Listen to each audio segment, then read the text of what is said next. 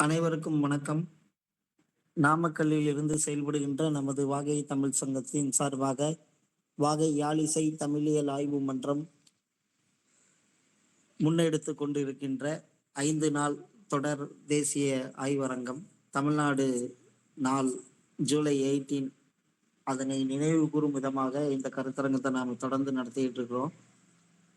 இன்றைக்கு 4வது நாள் உரை.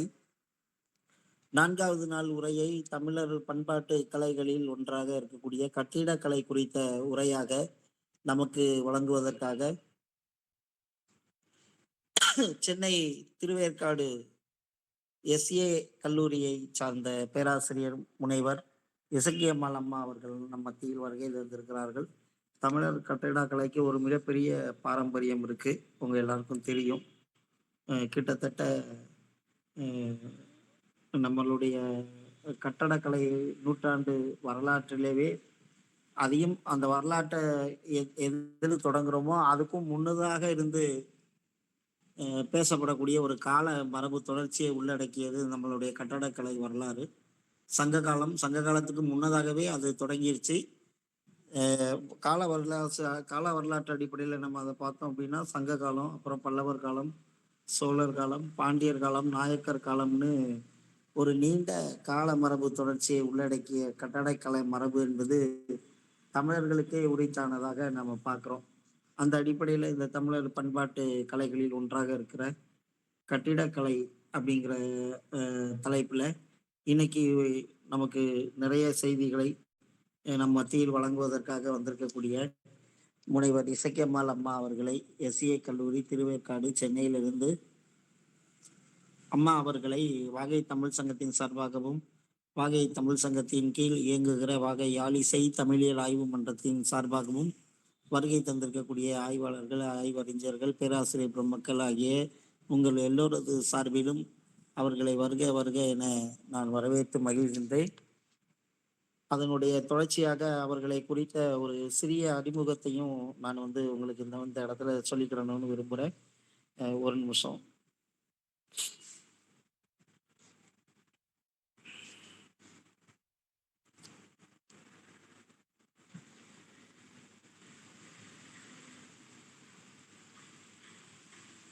மேடம் லயன்ஸ் கிளப்ல இருக்கிறாங்க.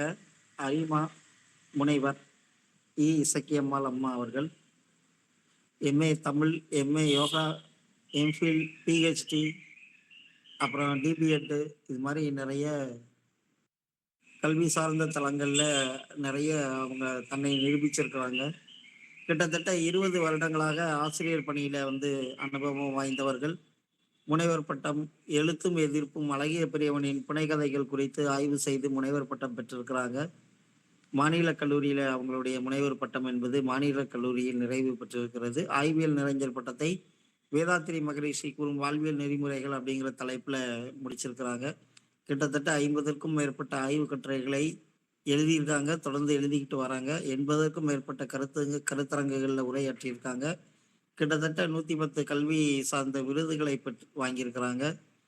குறிப்பா பாண்டிச்சேரி முதலமைச்சர் ரங்கசாமி அவர்கள்ட்ட இருந்து சிறப்பு விருதை வாங்கியிருக்கிறாங்க. யோகாவில் முதுகலை மற்றும் ஆய்வில் நிறைஞர் பட்டம் பெற்று பல்வேறு சிறப்பு நிகழ்ச்சிகள்ல சிறப்பு விருந்தினராக கலந்து கொண்டு தொடர்ந்து சிறப்புரை செய்து வருகிறார்கள். அவர்கள் கற்றுக்கொண்ட யோகா கலையை மாணவர்களுக்கு மட்டுமில்லாமல் விரும்புகிற அனைவருக்கும் கற்றுக் கொடுக்கிற கலையிலையும் யோகா கலைகளிலையும் அவர்கள் ஈடுபட்டுட்டு வராங்க. புனைகதைகள், விளிம்புநிலை மக்களின் வாழ்வியல் இலக்கியம் அப்படிங்கிற தலைப்புல நூல்கள் எழுதி வெளியிட்டிருக்காங்க. நூலாசிரியராகவும் பேராசிரியராகவும் ஆய்வாளராகவும் ஒரு மல்டி டிசிப்ளினரி அப்படின்னு சொல்லக்கூடிய எல்லா தளங்களிலுமான ஒரு ஆய்வாளராக, ஆய்வு அறிஞராக தொடர்ந்து செயல்பட்டுட்டு வராங்க. அவங்களுடைய நிறைய விஷயங்கள் இருக்கு அவங்களுக்கு பத்தி நம்ம பேசுறதுக்கு. அது மட்டும் இல்லாம மாணவ சமுதாயம் நல்ல நிலையில வரணும், எதிர்கால மாணவ சமுதாயம் ஒரு வளமான திசையை நோக்கி பயணிக்கணும் அப்படின்ற அடிப்படையில மாணவர்களுக்கான ஒழுக்கத்தை கற்பித்து வருவதில் ரொம்ப சிறப்பான செயல்பாடு அவங்களுக்கு முக்கியமானது. தமிழ் மொழியினுடைய சிறப்புகள், தொன்மை, வரலாறு ஆகியவற்றை பற்றி ஜெம் தொலைக்காட்சியில திங்கட்கிழமை புதன்கிழமையில தொடர்ந்து உரை நிகழ்த்திட்டு இருக்காங்க. இப்படி நிறைய பணிகளை முன்னெடுத்துட்டு வராங்க. கிட்டத்தட்ட 20 ஆண்டு கால பணி அனுபவம் என்பது இது மாதிரி நம்ம நிறைய சொல்லிட்டே இருக்கிறதுக்கான நிறைய ஆற்றல் சார்ந்த விஷயங்கள் அவங்களுக்கு இருக்கு. இந்த வகையில எல்லா வகையிலும் ஒரு தேர்ந்த ஆய்வறிஞர் இன்னைக்கு நம்ம மத்திய தமிழர் பண்பாட்டு கலைகளில் ஒன்றாக இருக்கக்கூடிய கட்டிடக்கலை குறித்து ஆய்வுரை வழங்குவதற்காக வருகை தந்திருக்கிறாங்க. மீண்டும் அவர்களை நம்ம அனைவரின் சார்பாக அரங்கத்தில் உள்ள அனைவரின் சார்பாகவும் வரவேற்று அவர்களை உரையாற்ற வருமாறு வாகை தமிழ் சங்கம், வாகை யாழிசை தமிழியல் மன்றத்தின் சார்பாக பேரன்போடு அழைத்து மகிழ்கின்றேன். நன்றி. அம்மா வாங்க, நீங்க உங்க உரையை கொடுக்கலாம். வணக்கம் ஐயா. செந்தமிழே உயிரை நருந்தேனே, செந்தமிழே உயிரை நருந்தேனே, செயலினை மூச்சினை உனக்களித்தேனே என்று தமிழால் உங்கள் யாவரையும் வணங்கி, எனக்கு கொடுக்கப்பட்ட தலைப்பு தமிழர் பண்பாட்டு கலைகளில் கட்டிடக்கலை. ரொம்ப அழகான தலைப்பு. நம்ம எப்படி வாழ்ந்தோம், நம்மளுடைய வாழ்க்கை முறை எப்படி இருந்தது, கட்டிடக்கலையின் மூலமாக நிறைய விஷயங்களை இருக்கு. அதை எனக்கு தெரிஞ்ச அளவில் உங்ககிட்ட நான் பகிர்ந்துக்கிறேன். சரி, முதல்ல கட்டிடம்னா என்ன அப்படிங்கிறத நம்ம தெரிஞ்சுக்கணும். கட்டிடம் என்ற சொல், கட்டிடம் தான், கட்டிடம் கிடையாது. கட்டிடம் என்ற சொல் கட்டுமான வடிவம் என்று பொருள் தரும் என்று அறிவியல் அறிஞர்கள் கூறுகிறார்கள். கட்டு, அடம் என்ற இரு சொற்களும் கட்டுதற்குரிய அடக்கு, அடக்கான வடிவம், அடுக்கு, அடுக்கான வடிவம் என்பது குறிக்கின்றது. நம்ம இப்ப பில்டிங்னு சொல்றோம் இல்லைங்களா, அததான் அங்க அடுக்கு சொல்றாங்க. கட்டடத்திற்கு உரிய சைட், அதாவது மனையையும் அது குறிப்பதாகவும் அறிவியல் அறிஞர்கள் கூறுகின்றார்கள். இதுல கவின் அழகு என்றும் சொல்லப்படுகின்றது. அழகு அனுபவ வெளிப்பாடு, கவின் அழகு என்று சொல்றாங்க. கவின் கலைகளுள் ஓவியம், சிற்பம், கட்டடம், நடனம், நாடகம் ஆகிய காட்சி கலைகள் என்ற பாகுபாட்டில் இது அடங்குவதாகவும் சொல்லப்படுகின்றது. இதனுடைய நுண்கூறுகள் ஒரு 3 விஷயத்த சொல்றாங்க. அந்த கட்டடம் எப்படிலாம் இருக்கணும், அதனுடைய கூறுகள் எப்படி அமைந்திருக்கணும் அப்படிங்கறத பத்தி சொல்றாங்க. இதெல்லாம் வரலாற்று அறிஞர்கள் சொல்லக்கூடிய கருத்துக்கள் தான் நான் உங்ககிட்ட பகிர்ந்துக்கிறேன்.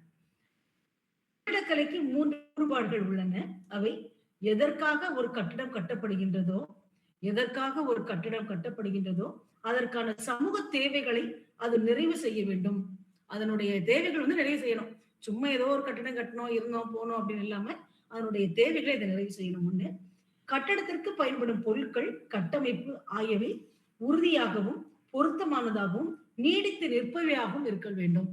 அது ரொம்ப வருஷத்துக்கு இருக்கணும், உறுதியாக இருக்கணும். அந்த கட்டமைப்பு எல்லாரும் பார்த்து வியக்கக்கூடியதாக இருக்க வேண்டும் அப்படின்னு சொல்றாங்க. கட்டடத்திற்கு பயன்படும் பொருட்கள், கட்டமைப்பு ஆகியவை உறுதியாகவும், எதற்காக ஒரு கட்டடம் பார்வைக்கு அழகு அனுபவத்தால் இன்பம் தரக்கூடியதாகவும் அமைதல் வேண்டும் என்று அறிஞர் பெருமக்கள் கூறுகிறாங்க. அந்த கட்டடங்களை பார்த்த உடனே நமக்கு ஒரு அழகு எப்படி சொன்னா ஆசை வரணும். அந்த கட்டடத்தை உள்ள போய் பார்க்கலாமா அப்படின்னு பாக்கணும். இப்ப நிறைய பாக்குறோம், சிற்பங்கள் பாக்குறோம், அதை ரசிக்கிறோம் இல்லையா? அதே மாதிரி ஒரு கட்டடக்கலையை பார்த்து என்ன செய்யணும்னா அது உள்ள போகணும், அதை ரசிக்கணும், அப்படிங்கிற உணர்வுகளை உருவாக்கணும். இந்த 3 கூறுகளை உள்ளடக்கியதுதான் கட்டடக்கலை அப்படின்னு அறிஞர்கள் சொல்றாங்க. அதனுடைய கொள்கையும் தொன்மையை பற்றி நிறைய புலவர்கள் சொன்னா கூட தொன்மை அப்படிங்கிறது என்னன்னு இங்க சொல்றாங்க. மனிதன் நம்மளுடைய ஐவகை நிலங்களை தழுவிதான் நம்மளுடைய வாழ்க்கை முறைகள் அமைந்தது. அது நமக்கே தெரியும். குறிஞ்சி முல்லை, மருதம், நெய்தல், பாலை என்று சொல்லக்கூடிய ஐவகை நிலங்களை தழுவி வாழ்ந்தவன் நம்மளுடைய தமிழன்னு சொல்லுவாங்க. இதுல அந்த குறிஞ்சி நில மக்கள் எப்படி வாழ்ந்தாங்க, அந்த முல்லை நில மக்கள் எப்படி வாழ்ந்தாங்க, அவங்களுடைய வாழ்க்கை முறை எப்படி இருந்தது, இவங்க எதனுள்ள தன்னுடைய வாழ்க்கை முறை அமைப்புள்ளையா இல்ல நிலத்துக்குள்ளையா எப்படி இருந்தாங்க அப்படிங்கறத பத்தி ஒரு சில செய்திகள் நான் சொல்றேன். இப்போ குறிஞ்சியை பார்க்கலாம். நமக்கு தெரியும், மலை சார்ந்த நிலப்பகுதி தான் குறிஞ்சி என்று சொல்லப்படுகிறது. குறிஞ்சி வாழ் மக்கள் விலங்குகளை வேட்டையாடி உண்டனர். தொடக்க காலத்தில் புகை வாழ் மக்களாக இருந்தவர்கள் திணை, வரகு முதலிய பயிர்களை பயிரிட்ட பொழுது திணை போன காவலுக்கு பரன், நமக்கு தெரியும் பரன்னா அந்த மேல் பகுதி என்று சொல்லுவாங்க. அது தென் மாவட்டங்கள்ல அந்த பரன்ல இருக்கிறத எடு அந்த மாதிரி எல்லாம் சொல்லுவாங்க. ஆனா இந்த ஊர்லயோ சில இடங்கள்லயோ அந்த பரன் அப்படிங்கிற வார்த்தை பயன்படுத்தப்படுகிறது இல்ல. நமக்கு தெரியும், தமிழ் படித்தவர்களுக்கு நமக்கு தெரியும் இல்லையா? அப்போ நான் குச்சிகளை கொண்டு உயர்வாக கட்டப்படும் இடத்துக்கு பேர் தான் பரண் என்று சொல்லுவாங்க. அப்படிப்பட்ட அந்த பரண் மேல என்ன செய்வாங்கன்னா அவங்க அந்த திணைப்பணம் காப்புறதுக்காக மேல இருப்பாங்களா, அப்படி ஒரு கட்டடத்துல அவங்க இருந்திருக்காங்க.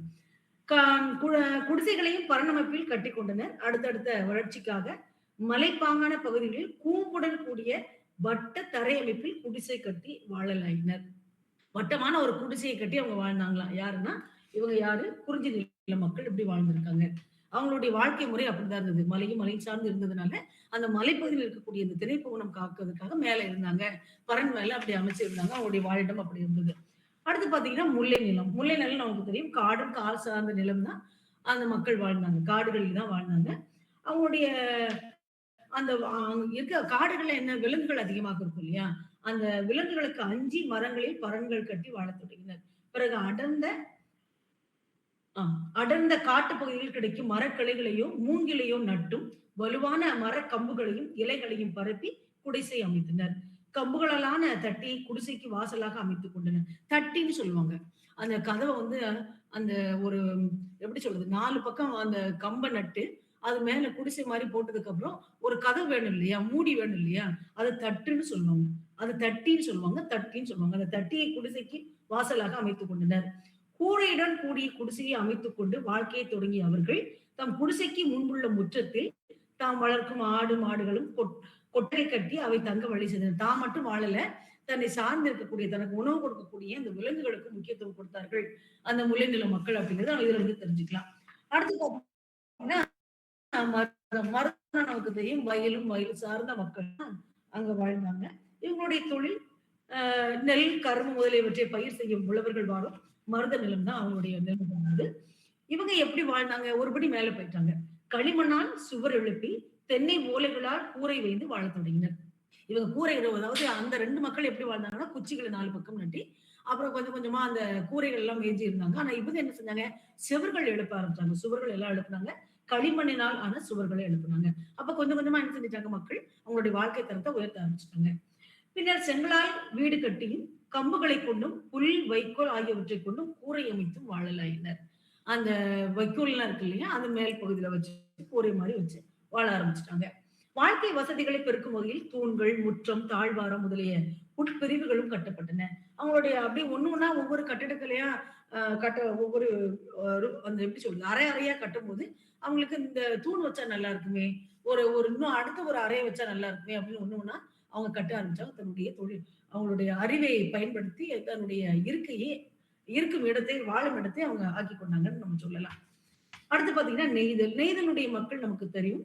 கடலும், கடல் சார்ந்த பகுதியும் வாழக்கூடிய மக்கள் தான் நெய்தல் தின மக்களாக நம்ம சொல்லுவோம். இவங்களுடைய தொழில் நமக்கு தெரியும். மீன் பிடித்தல், மீன் விற்றல், விற்கும் வாழ்க்கையை நடத்திய மக்கள். இவங்கள நம்ம ஒரு வார்த்தையில சொல்லுவோம், பரதவர்கள் அப்படிங்கிற வார்த்தையில இவங்கள நம்ம குறிப்போம். இவங்க எப்படி இருந்தாங்க அப்படின்னா, அவங்க கிட்ட கிடைக்கக்கூடிய என்ன பொருட்கள் இருக்கோ அத வச்சு வீடு கட்ட ஆரம்பிச்சாங்க. பனை அல்லது தென்னை மர வாரைகளை நட்டு, பனை மடலோ, தென்னங்கீற்றாலோ கூரை போட்டு குட்டையான குடிசைகளில் வாழ்க்கையை நடத்தினார். குட்டியா இருக்கும். இப்ப கூட பாத்தீங்கன்னா, இந்த கடல் சார்ந்த மக்கள் வாழக்கூடிய மக்கள் பாத்தீங்கன்னா, கடலோர மக்கள் பாத்தீங்கன்னா, அந்த குடிசை வீடுகள்ல தான் வாழ்வாங்க. அது எப்படி இருக்குன்னா, அது கொஞ்சம் உயரம் மிக கம்மியான இருக்கதா இருக்கும் அப்படின்னு சொல்றாங்க. அப்படிதான் அந்த இருக்காங்க மக்கள் எல்லாம். அந்த காலத்துல மக்களினுடைய வாழ்க்கையை தழுவி தான் நாம எல்லாருமே வாழ்ந்துகிட்டு இருக்கோம் அப்படிங்கிறது இது மூலம் தெரிஞ்சுக்கலாம். வசதியான வீடுகளை கட்டிக்கொள்ள முயன்றாங்க.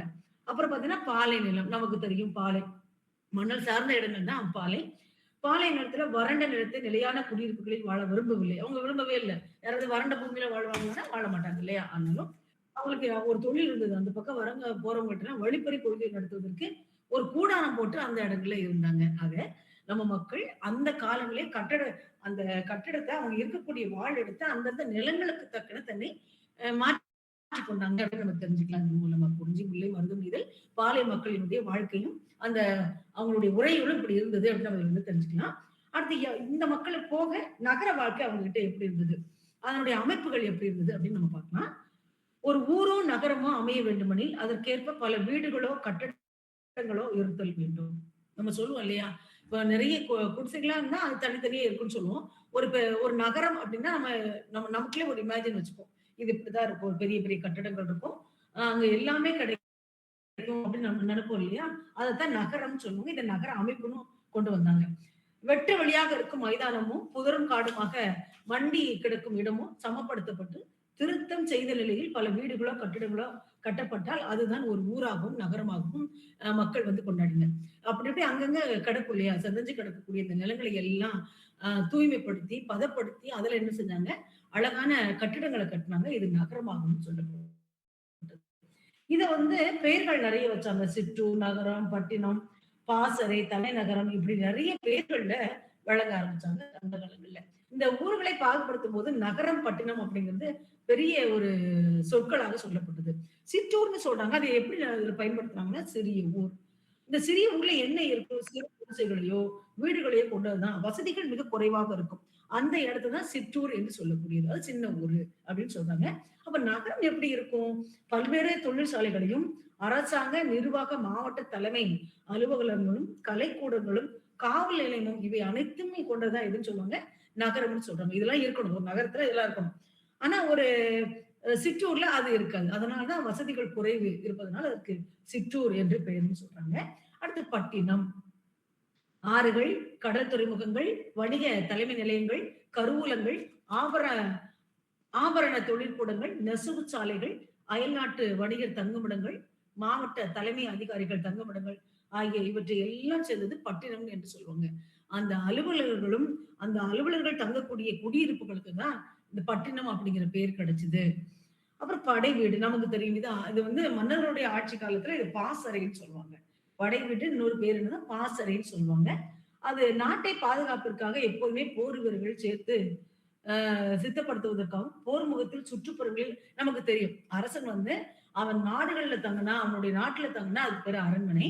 அவன் நாட்டை விட்டு போர்க்களத்துல போய் பக்கத்துல வெளியில போய் தங்குனா அதுக்கு பேரு பாசறை என்பது பொருள். அந்த பாசறை எப்படி அமைக்கப்படும்? நமக்கு தெரியும். அங்க இருக்கக்கூடிய அந்த செடிகளை எல்லாம் எடுத்து, அத ஒரு மெத்த மாரி அப்படி தயாரிச்சு, அதுக்கு மேல புல், வைக்கோல்கள் எல்லாம் போட்டு, அவனுக்கு அந்த அரசனுக்கு இருக்கை அமைத்து குடுப்பாங்க இல்லையா?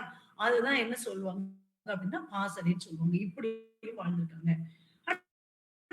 தலைநகரம்னு சொல்லுவாங்க. தலைநகர் எப்படி உருவாகுது அப்படின்னா, அரசனுடைய மாளிகை மற்றும் அமைச்சர்கள் இவங்க முதன்மை அலுவலர்கள், படை வீரர்கள், பாதுகாப்பு கோட்டை, கொத்தளங்களுடன் சுமார் 2,00,000க்கும் மேற்பட்ட மக்கள் தொகை இருக்கக்கூடியதுதான் நமது தலைநகரம் அப்படின்னு சொல்றாங்க. ஆக அந்த அந்த 5 திணைகளை சார்ந்து வாழ்ந்த மக்கள் இப்படி அந்த ஊர்களினுடைய பெயர்களை கொஞ்சம் கொஞ்சமா பிரிச்சுக்கிட்டு, யார் யார் எந்தெந்த இடங்கள்ல வாழ்றாங்க அப்படிங்கிற செய்திகளையும் இதன் மூலமா நம்ம தெரிஞ்சுக்கிறோம்.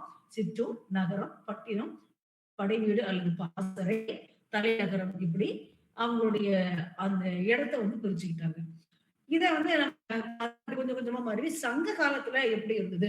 சங்க காலத்தினுடைய வீட்டு அமைப்பு, அந்த கட்டிடக்கலை எப்படி இருந்தது அப்படிங்கிறத பார்க்கலாம். சங்க காலத்தில் தனிப்பட்டோர் வீடு கட்டும் பொழுது கட்டட விதிமுறைகள் எல்லாம் பின்பற்றி செயல்பாட்டார்களா அப்படின்னா இல்ல.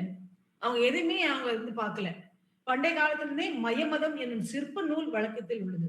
மயமதம் அப்படிங்கிறது ஒரு சிற்ப நூல் அதுல இருக்கு. அதுலதான் நிறைய விஷயங்கள் தெரிஞ்சுக்கிட்டாங்களாம். தென்னாட்டில் மயன் கொள்கையும், வடநாட்டில் விஸ்வகர்மாவின் கொள்கையும் வழக்கத்தில் இருந்ததாக அந்த குறிப்புகள் சொல்லுகின்றன. நம்ம விஸ்வகர்மா சொல்லுவாங்க இல்லையா? வீடு அந்த விஸ்வகர்மாவுடைய அத தழுவிதான் அந்த நம்மளுடைய பிடிச்சு அளப்பாங்க இல்லையா? ஆனா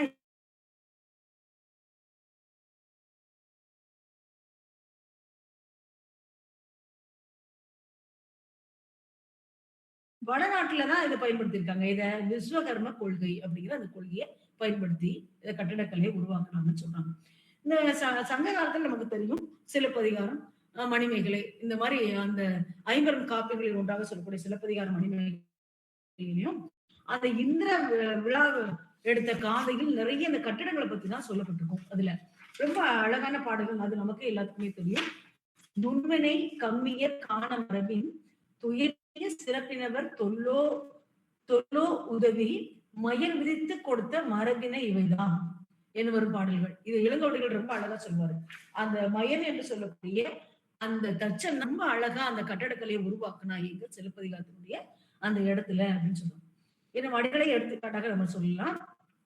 வீடு கட்டும்போது நிறைய சில விதிகளையும் அவங்க பயன்படுத்தினாங்களாம். சிறு வீடாயினும் பெரிய மாளிகையாயினும் கட்டடக்கலை அடிப்படையில் வீடு கட்டும் மன இடத்தை வரையறை செய்து கொள்ள வேண்டும். நாம எப்படி ஒரு வீட கட்டுறதுக்கு நம்ம மைண்ட்ல நம்ம வீடு கட்டும்போது அப்படிதான் மைண்ட்ல வச்சுப்போம் இல்லையா?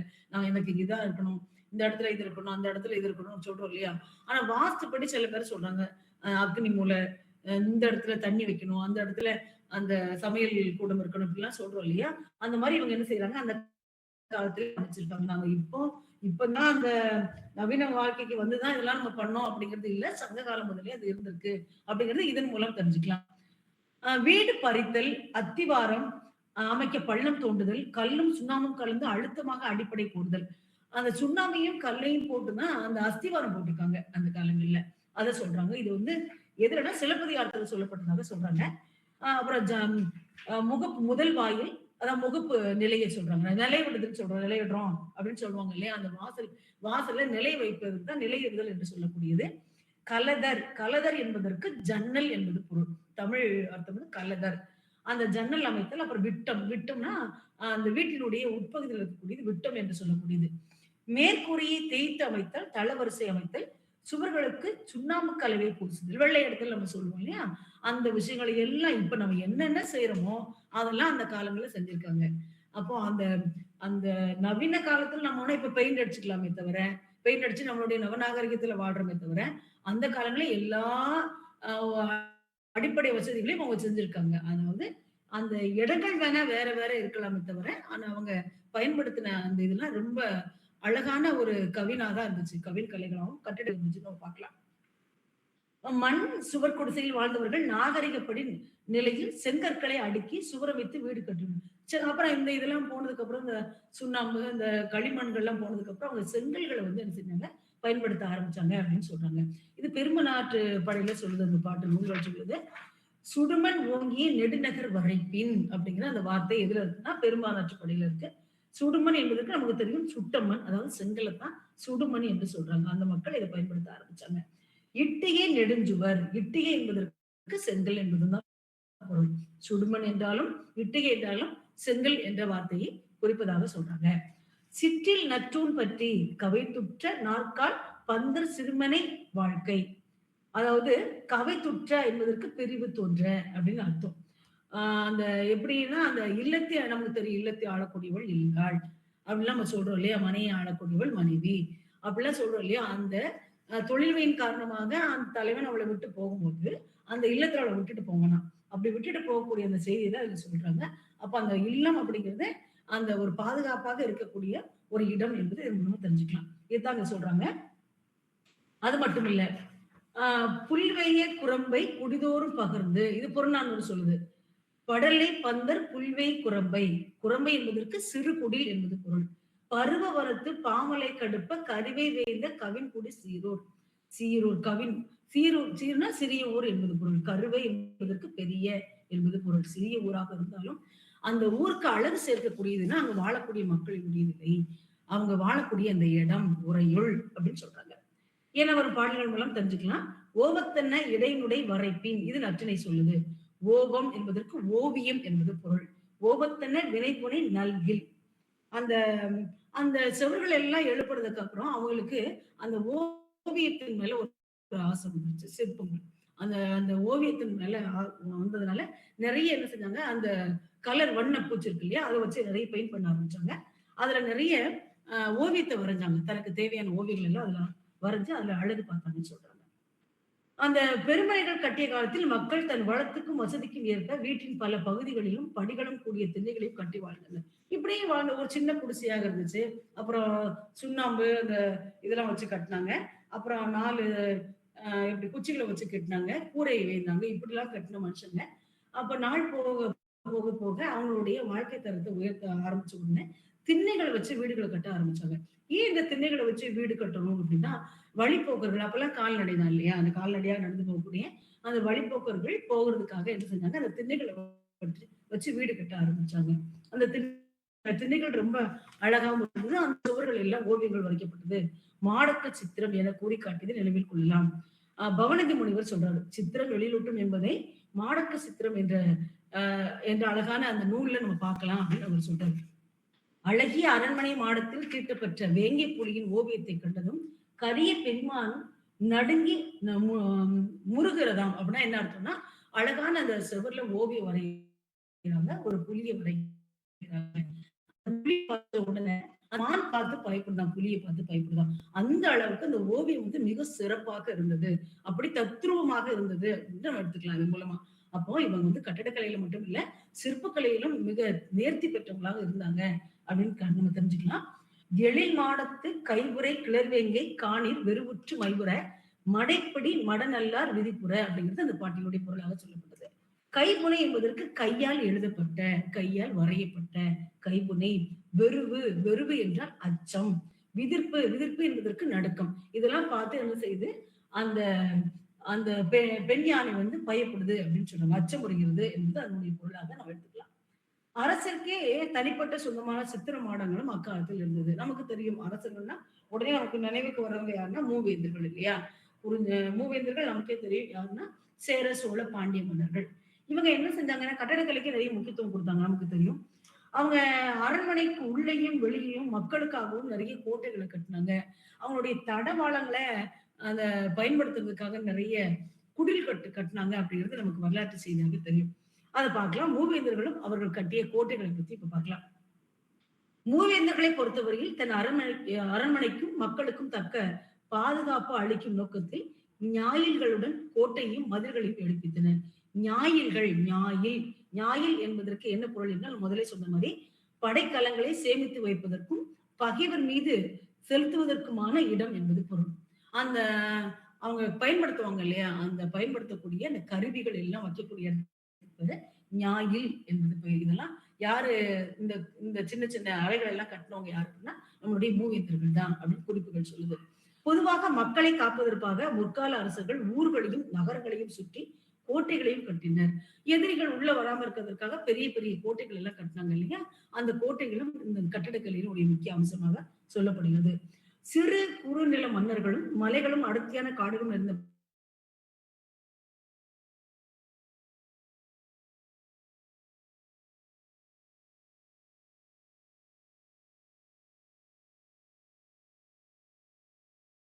ஆளக்கூடியவர்கள் குறுநில மன்னர்கள் நமக்கு தெரியும் இல்லையா? அவங்க எல்லாம் எப்படி அமைச்சுக்கிட்டாங்க? அவங்களுக்கு பெரிய கோட்டைகள் எல்லாம் கட்ட முடியாது. அப்ப இவங்க என்ன பண்ணாங்க அப்படின்னா, கோட்டை போல எதை எடுத்துக்கிட்டாங்கன்னா, மரம் சார்ந்து நிறைய பகுதி கடந்த காடுகளையும், அந்த காட்டு பகுதியில் இருக்கக்கூடிய அந்த மரம் செடிகள் எல்லாம் அதுக்கு இடையில அவங்க வந்து என்ன செஞ்சாங்க, வாழ்ந்தாங்க. அது வந்து அவங்களுக்கு ஒரு பாதுகாப்பு அரணை கொடுத்ததாக சொல்லப்படுகிறது. சரியா? நகரின் அமைப்பில் அகநகர், அந்த நகரினுடைய அமைப்பை 2ஆக பிரிச்சாங்க. அகநகர், புறநகர் என்று இரு வகையாக பிரிச்சாங்கன்னு சொல்லுது. அந்நகரில் மிக தேவையான கருவூலங்களும் படைக்கலை கொட்டில்களும் அமைந்திருக்கும். புறநகரின் பல்வகை போர் வீரர்களும் பல்வகை தொழில் புரிவோரும் நம்பிக்கைக்குரியவர்களும் நன்மக்களும் தங்கியிருப்பர். இவ்வாறு அமைந்துள்ள தலைநகரை சுற்றிலும் போர் திறமிக்க வீரர்கள் அருகிருக்கும் வகையில் உயரமான பெரிய மதிர்ச்சுவர்கள் எழுப்பப்பட்டிருக்கும்.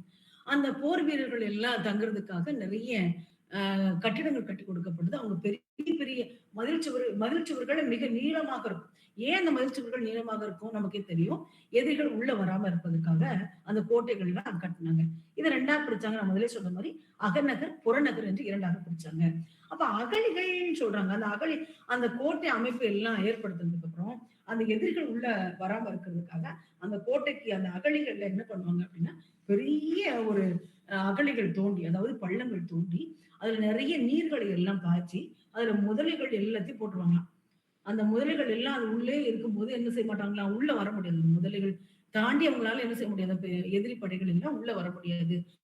அவங்களுடைய பாதுகாப்புக்காக இதெல்லாம் செய்யுங்க அப்படின்னு சொல்றாங்க. அந்த பொதுவாக மதில் சுவரை அது எப்படி இருக்கும், அதனுடைய உயரம் எப்படி இருக்கும், அந்த அகழிகளினுடைய உயரம் எப்படி இருக்கும் அப்படின்னா 60 அடிக்கு மேற்பட்ட ஆழமும் சில வேளைகளில் 100 அடிக்கு மேற்பட்ட அகலமுடைய அகழியாக ஊரை சுற்றிலுமே அமைந்த அரசர்கள் இருந்தனர். இதுதான் அவங்கள பாதுகாத்துக்கிட்டாங்க. இந்த கட்டடக்கலையின் மூலமாக தன்னை பாதுகாப்பதற்கும் இந்த கட்டடக்கலைகள் பயன்பட்டன அப்படின்னு நம்ம தெரிஞ்சுக்கலாம். அதன் மூலமாக அரண்கள் சொன்னாங்க. அந்த அரண்கள் நமக்கு தெரியும். அரண்கள் என்பதற்கு பாதுகாப்பாக இருக்கக்கூடிய மதில் சுவர்கள், மிகப்பெரிய மதில் சுவர்கள் சொல்றாங்க. அந்த பாதுகாப்பு பாருங்களேன், உயர்வக்கலம் திண்மை அருமையின் 4ம் அமையவரன் என்றுரைக்கும் நூல். அதாவது அந்த அரண் எப்படி இருக்கணும் அப்படின்னா,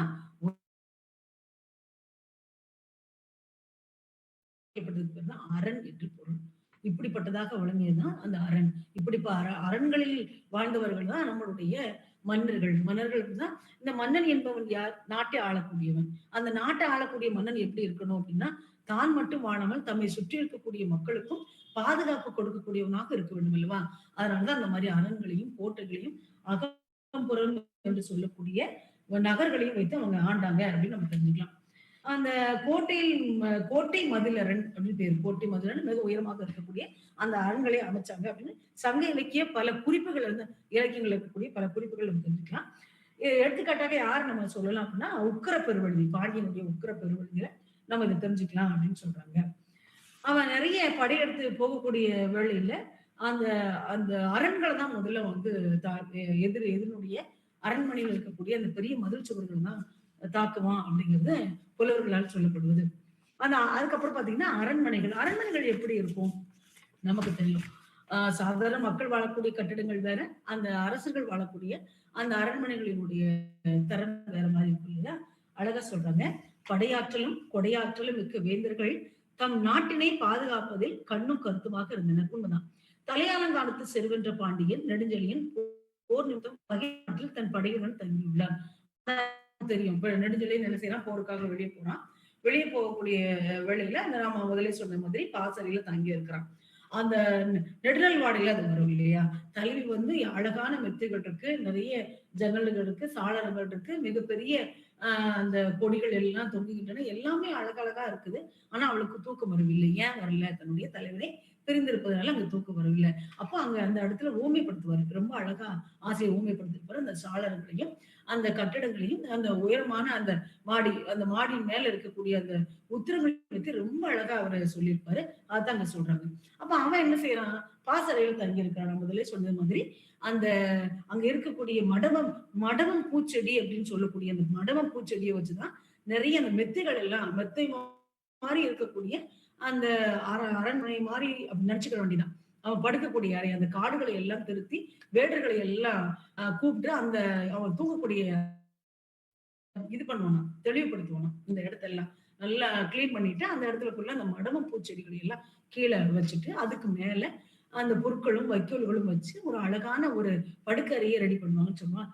இந்த மாரி அந்த படுக்கை அறையில தூங்குனா கூட அவனுக்கு தூக்கம் வருவது. ஏன் வரல?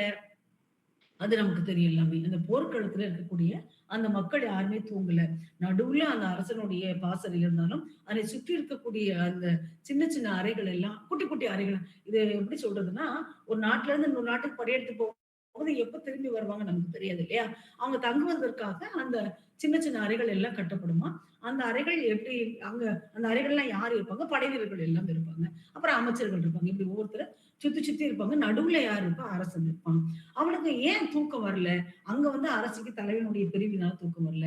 இங்க ஏன் இவனுக்கு தூக்கம் வரல அப்படின்னா, அந்த அந்த ஓலங்கள்னா தெரியும் இல்லையா? நமக்கு அந்த விலங்குகள் அதனுடைய கை போகுது, தந்தங்கள் போகுது, கால் விரல்கள் போயிருச்சு. அப்புறம் குதிரையினுடைய சத்தம் கேட்குது. அந்த யானைகள் எல்லாம் உணவு உண்ணாம இருக்குது. அந்த படைவீரர்கள் எல்லாம் சில பேருக்கு உடம்புல காயங்கள் இருக்கு. அதுல ரத்தங்கள் பெருகுதுன்னு அவங்களால என்ன செய்ய முடியல. அடுத்த போருக்கு நாளைக்கு போகணும் இல்லையா? போர்க்களத்துக்கு தன்னை தயார்படுத்தணும். இப்படி அவங்களுடைய முனங்கல் சத்தங்களும், அவங்களுடைய அந்த வலி நிறைந்த அந்த இதுவும் தொந்தரவு கொடுத்துக்கிட்டே இருக்கனால அரசு தூங்கவில்லை. இதுக்கு இது ஏன் நான் உங்களுக்கு சொல்றேன் அப்படின்னா, அந்த அரசனுக்கு ஏன் எல்லா படுக்கைகள் வசதிகளும் அதற்கு இணையாக, எதற்கு இணையாக அப்படின்னா, அரண்மனைக்கு இணையாக அந்த மெத்தைகள் எல்லாம் விரிச்சிருந்தா கூட அவனுக்கு தூக்கம் வரவில்லை. அப்படின்னு அதுல அந்த மெத்தையினுடைய தன்மை, அந்த அந்த அரசர்களை சுற்றி இருக்கக்கூடிய அமைச்சர்களும், அந்த படைவீரர்களும் தங்கக்கூடிய அந்த கட்டிடக்கலையின் சிறப்பாக நான் அத உங்களுக்கு உதாரணத்துக்கு சொன்னேன். இந்த அரண்மனைகள் இப்படி இருந்தது. அந்த மதில்கள் எப்படி இருந்தது? அந்த மதில்களில் இருக்கக்கூடிய நம்ம இப்போ இந்த பழைய காலத்து வீடுகள்ல நீங்க பார்த்தீங்கன்னா உங்களுக்கு தெரிஞ்சிருக்கும். அந்த கதவு இருக்கும். அந்த கதவுல அழகா என்ன செய்வாங்கன்னா, சிற்பங்கள் வச்சிருப்பாங்க. ரொம்ப அழகா இருக்கும் பார்க்கறதுக்கு. நுணுக்கமா ஒரு லட்சுமி இருக்கிறது மாரி, 2 பக்கம் அந்த யானைகள் வந்து பூ மேல போடுறது மாதிரி. இந்த மாதிரிலாம் நம்ம பார்த்திருப்போம் பழைய கால வீடுகள்ல. இப்ப நம்ம அதெல்லாம் இல்ல. பிளாஸ்டிக் கதவோ இல்ல அப்படியே ரெடிமேடா வாங்கி நம்ம என்ன செஞ்சிரோம் வீடுகள் எல்லாம் கட்டிடுறோம் இல்லையா? அந்த காலங்கள்ல ரொம்ப அழகா அந்த அந்த கதவுகள் எல்லாம் பார்த்து அந்த சிற்பங்கள்லாம் செதுக்கி அந்த கட்டடக்கலையை உருவாக்குனாங்களாம். வலிமையான மதுரையில் உள்ள நுழைவாயிலில் மரக்கதவுகள், ஆணிகள், பட்டங்கள் ஆகிய பருமனான இரும்பாலே கட்டி அந்த சில இடங்கள்ல அந்த லிங்கம் இருக்கும் இல்லையா? அதனுடைய லிங்க வடிவத்தில் இருக்கக்கூடிய அந்த கதவினுடைய வெளிப்புறத்துல அந்த உருவத்தை வச்சிருப்பாங்களாம். தச்சன் திறம்பட அமைத்தல் காரணமாக இடைவெளி இல்லாமல் பல மரங்களும் தமிழ் இருகச் செய்த உத்திர கற்கள், உத்திரம்னு சொல்லுவாங்க. உத்திரம்னா எப்படி சொல்றது? 2 பலகைக்கு நடுவுல அதை ஸ்ட்ராங் படுத்துறதுக்காக இருக்கக்கூடிய அந்த பலகை தான் உத்திரம் என்று சொல்லக்கூடியது. அந்த உத்திரத்தை எல்லாம் அந்த தச்சர்கள் தான் உருவாக்குவாங்க. அந்த தச்சர்கள் கை தேர்ந்த தச்சர்களாக விளங்குனாங்க அப்படின்னு இதன் மூலமா நம்ம தெரிஞ்சுக்கலாம். இதுல இந்த சங்க இலக்கிய பாடல்கள்ல தான் நிறைய அந்த தச்சர்களை பத்தியும், கட்டடக்கலை நிபுணர்களை பத்தியும் நிறைய விஷயங்கள் சொல்லப்பட்டிருக்கு. அந்த அரண்மனையில் உள்ள நிலா பயன் கொள்ளும் நிலா முற்றம். நிலவினுடைய வெளிச்சம் உள்ள வருவது மாதிரி கட்டடங்கள் இருந்துச்சாம். ரொம்ப அழகா நிலாச்சோறு சாப்பிடுறோம். நம்ம மாடிக்கெல்லாம் போய் நிலாச்சோறு சாப்பிடுறோம் இல்லையா? அந்த காலங்கள்ல அப்ப இந்த ஒவ்வொரு அந்த வீட்டுக்கினுடைய முற்றம் சொல்லக்கூடிய பெரிய முத்தம் ஒண்ணு இருக்கும். அந்த முற்றத்துல என்ன செய்வாங்கன்னா, நிலாவினுடைய வெளிச்சம் உள்ள வர்றது மாரி வைப்பாங்க. முற்றத்து நீர் வடியும் தொடுமொழியில் மீனின் திறந்த வாயை போன்று தூம்பு. தூம்பு என்பதற்கு கால்வாய் என்பது பொருள். தண்ணி அதிலேயே சுழற்சி முறையில அப்படி போய்கிட்டு இருக்கும் அப்படின்னு சொல்லுவாங்க. அந்த மாரி ஒரு அமைப்பு அங்க இருந்துதான். அந்த பாண்டி மாதேவி கோபுரதேவியை பத்தி அவளுடைய அந்தப்புறத்தை பத்தி ஒரு ஒரு அழகான கற்பனையில அவங்க சொல்றாங்க. அந்த உட்கோட்டை கோபுரதேவியுடைய உட்கோட்டை கட்டடக்கலை நேர்த்தி வாய்ந்தது. அங்க யவனர்கள் செய்த பாவை விளக்குகளில் நெய் வார்த்து ஏற்றிய விளக்கு வெளிச்சம் மேல் நோக்கி எரிகின்றது. நிறைந்த பாதுகாப்புடன் கூடிய பல கட்டுள்ள அந்தப்புற சுவர்கள் மலையை கண்டார் போன்ற உயரமுடையவை. பாருங்களேன், அப்ப அந்த கட்டடக்கலைக்கு எதுக்கு உயரத்துக்கு வான் முட்டக்கூடிய அப்படின்னு சொல்றாங்க. வான் முட்டக்கூடிய வானத்தை தொடக்கூடிய அளவுக்கு அந்த கட்டடங்கள் மிகச் சிறந்ததாக இருந்தது. இந்திரவில் வானவில் கிடைத்தார் போல பல நிற கொடிகளும் காணப்படுகின்றன. வெண்மையாக விளங்கும் சார்ந்து பூசப்பெற்ற பொலிவுடன் செம்பினாலே செய்தால் ஒத்த வேலைப்பாடுடன் கூடிய தூண்கள் கருமையும் திரட்சியும் வலிமையும் உடையன. நிறைய அந்த தெற்கு மாவட்டத்துல இருக்கக்கூடிய பழமையான வீடுகளை பாத்தீங்கன்னா இப்ப கூட இருக்குது. அந்த எப்படி தூண் வைத்த வீடுகள் ரொம்ப அழகா இருக்கும் பாக்குறதுக்கு. இப்ப கட்டுறவங்க யாரும் அப்படி தூண் வச்சுலாம் யாருமே கட்டுவதில்லை.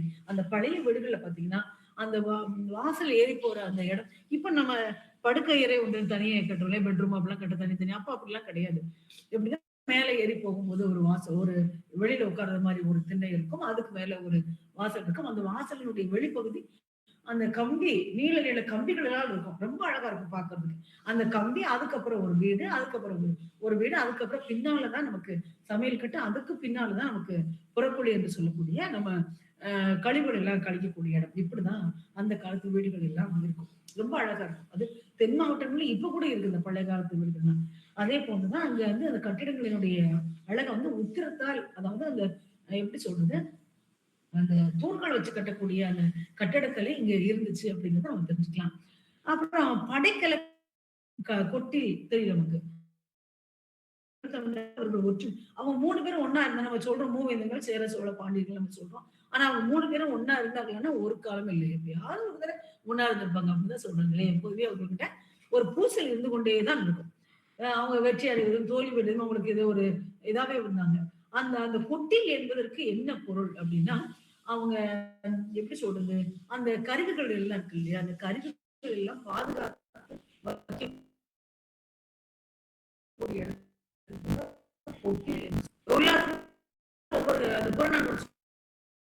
ஒவ்வொருத்தருக்கும் ஒவ்வொரு கடன் கடன் கடன் சொல்லிட்டே வரும்போது அழகான வார்த்தை வேல் வடித்து கொடுத்தல் கொல்லருக்கு கடனே.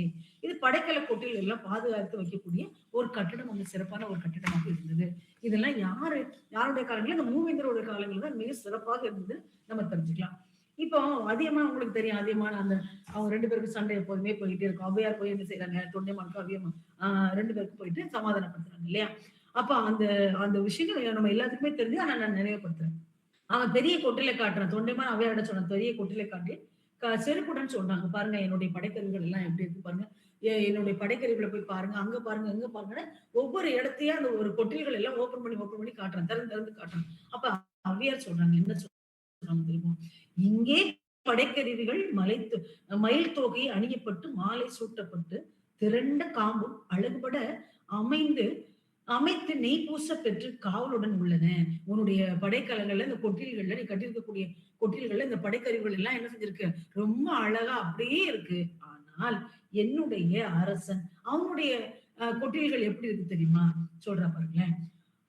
என்னுடைய தலைவன் படைக்கலங்களோ படைக்கலம் பகைவரை குத்தி குத்தி முனிமுறைந்து செப்பம் செய்ய கொல்ல உடைத்தே கிடக்கின்றன என்றாள். அந்த அப்ப எதிரிகளை தாக்கக்கூடிய வல்லமை பெற்றவன், வீரன் சிறந்தவன் என்னுடைய தலைவன் மட்டுமே, நீ அல்ல. அப்படி அதனுடைய பொருள். அவன் நினைச்சுக்கிட்டா அந்த படைக்கருவிகள் எல்லாம் பார்த்தோம்னா நம்மள வந்து பெரிய ஆளா நினைப்பாங்க அப்படின்னு ஔவையார்ட்ட அவங்க சொன்னா. ஆனா ஔவையார் என்ன செஞ்சாங்க, அப்படி மாத்தி சொன்னாங்க.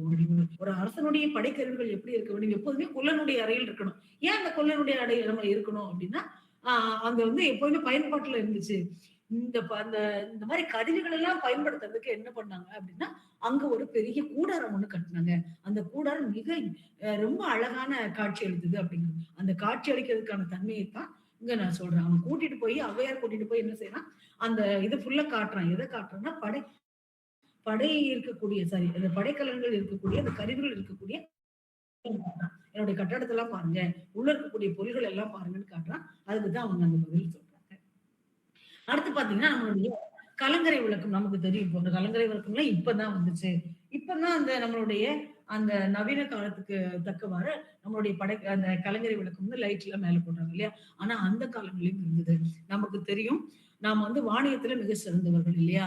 ஜவனர்கள் நம்மகிட்ட வந்து வாணிபம் செய்வதற்காக கடல் வழியா உள்ள வரும்போது, அவங்களுக்கு எது பயன்பட்டது? கடல் வழியா உள்ள வரும்போது, அவங்களுக்கு அந்த பாதைய திருப்பி கொடுத்தது எது என்றால், நம்மளுடைய கலங்கரை விளக்கத்த தான் நம்ம சொல்லலாம்.